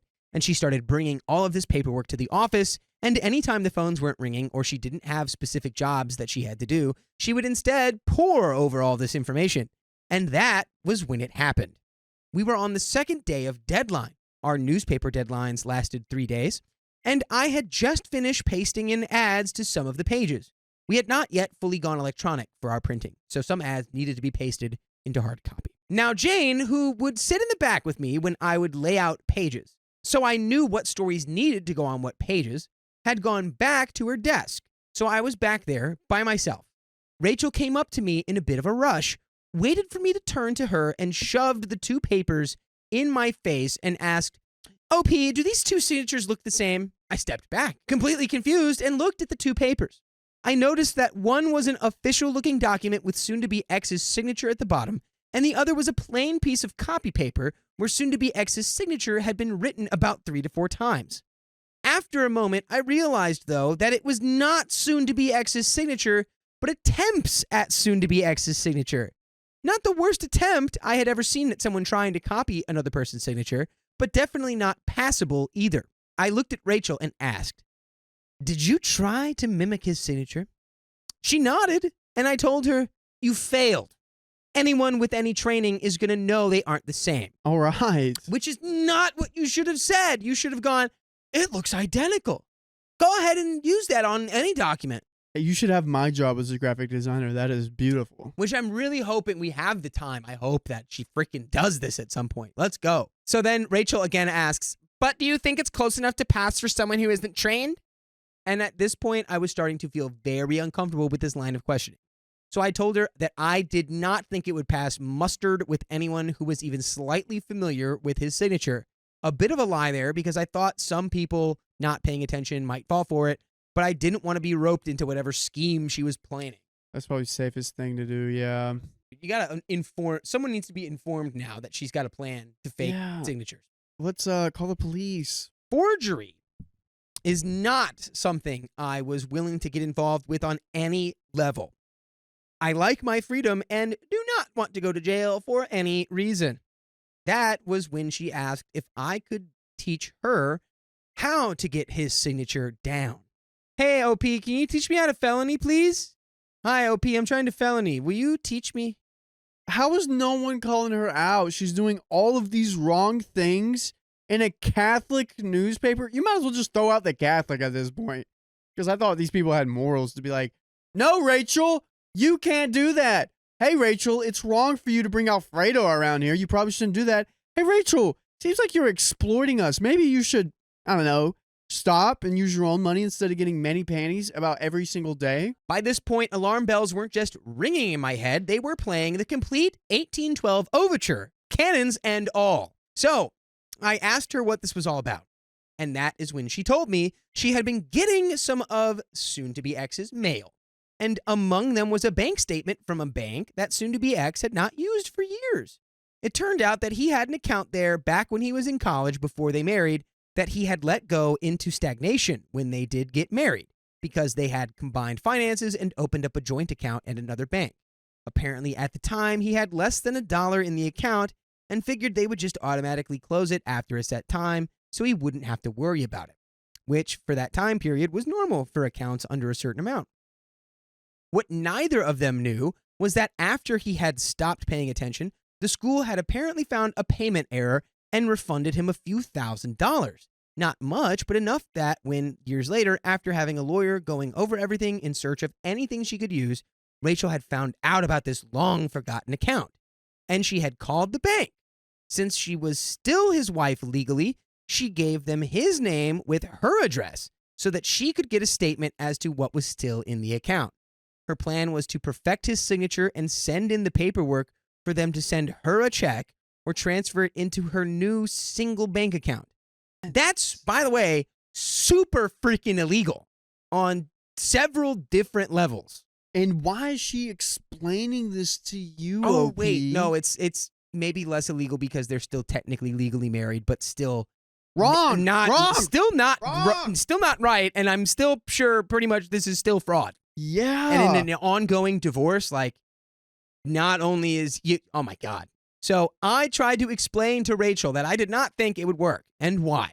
One, he would sooner or later figure it out. She was insistent that he wouldn't, and because he had forgotten he even had this account, let alone knowing it had any money in it, that they would want to talk to him or see him in person.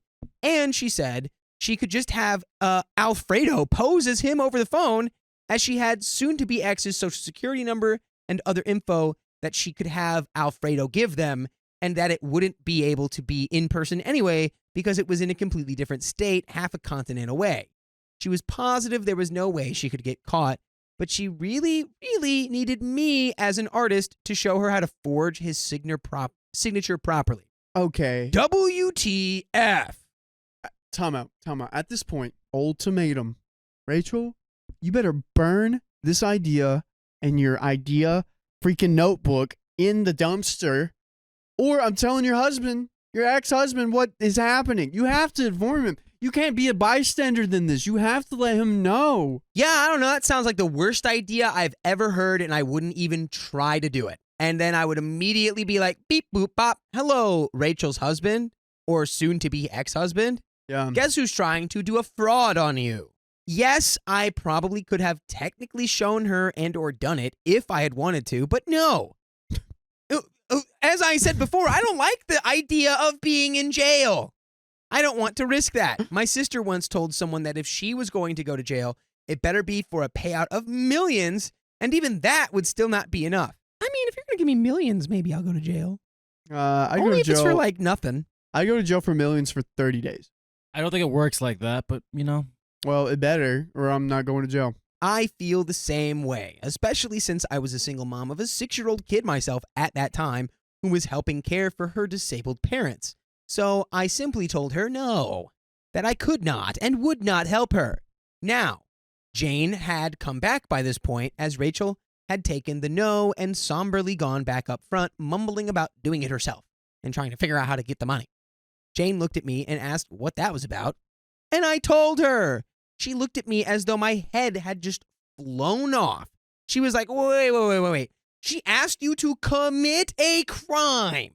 I said, well, technically, she asked me to abet a crime she would be committing. Gotta love OP being technically sound here. She's like, actually, she asked me to abet a crime. Jane was not happy for several reasons. She said that this was beyond unacceptable and would talk to her. I told her that it was unnecessary as I had already told Rachel no, and that she would most likely get caught anyway, but Jane insisted that she shouldn't have even asked me in the first place. So she did talk to Rachel, and while Rachel didn't actually apologize, she didn't get angry at me. She did come back through to complain about how Jane had apparently overheard our conversation and yelled at her for that, saying she was not to ask people to take part in illegal activities for her divorce ever again. Thank you, Jane, for not ratting me out. So Jane admitted later that since Rachel hated her by this point anyways, she saw no reason to cause more drama with the truth. So she told Rachel she had heard the entire conversation from the hallway, taking the full brunt of Rachel's anger. Rachel never did ask me about forgery again, though. And while I do not know whether she got that money or not, it was never mentioned after that, she continued on with insisting on getting what she wanted, and that was bleeding soon-to-be ex dry. Spoiler alert, she didn't. She did get some small amount of child support, but that was only because she got 60-40 custody, I think, which that's insane. How is she swinging 40% custody? I have no idea. And let that be just a little evidence, man. The courts do not always treat people equally. She also did not get the house or all the other things she thought she was owed. She did eventually get engaged to Alfredo, who was now allowed back at the office during his visits, should he be visiting during that week, but only to pick her up or drop her off, and he showed up with a large, shiny engagement ring. No, I don't have proof that he paid for it or that it was real, so there was still some possibility of scamming, since she was not divorced yet at the time the engagement occurred. But by this time, Rachel's time at the paper was starting to run its course. She was burning bridges, as it were, and when she went to leave the office one day, she did not pay attention to where she was backing up and backed into Gina's fiance's car, which Gina had borrowed. Gina was the other secretary. Secretary that has the boyfriend. Yes. She came running in demanding that Gina and her fiance pay for the damages to her car or she would sue. It's worth noting here, by the way, that Gina's fiance was a lawyer, and it was shortly after this incident that Rachel's time at the paper ended because no one was willing to put up with her entitled nonsense anymore. Thank Can you God. actually imagine running into someone else's car and then being like, your car was parked outside. You need to pay me. I do not know what happened to her after this.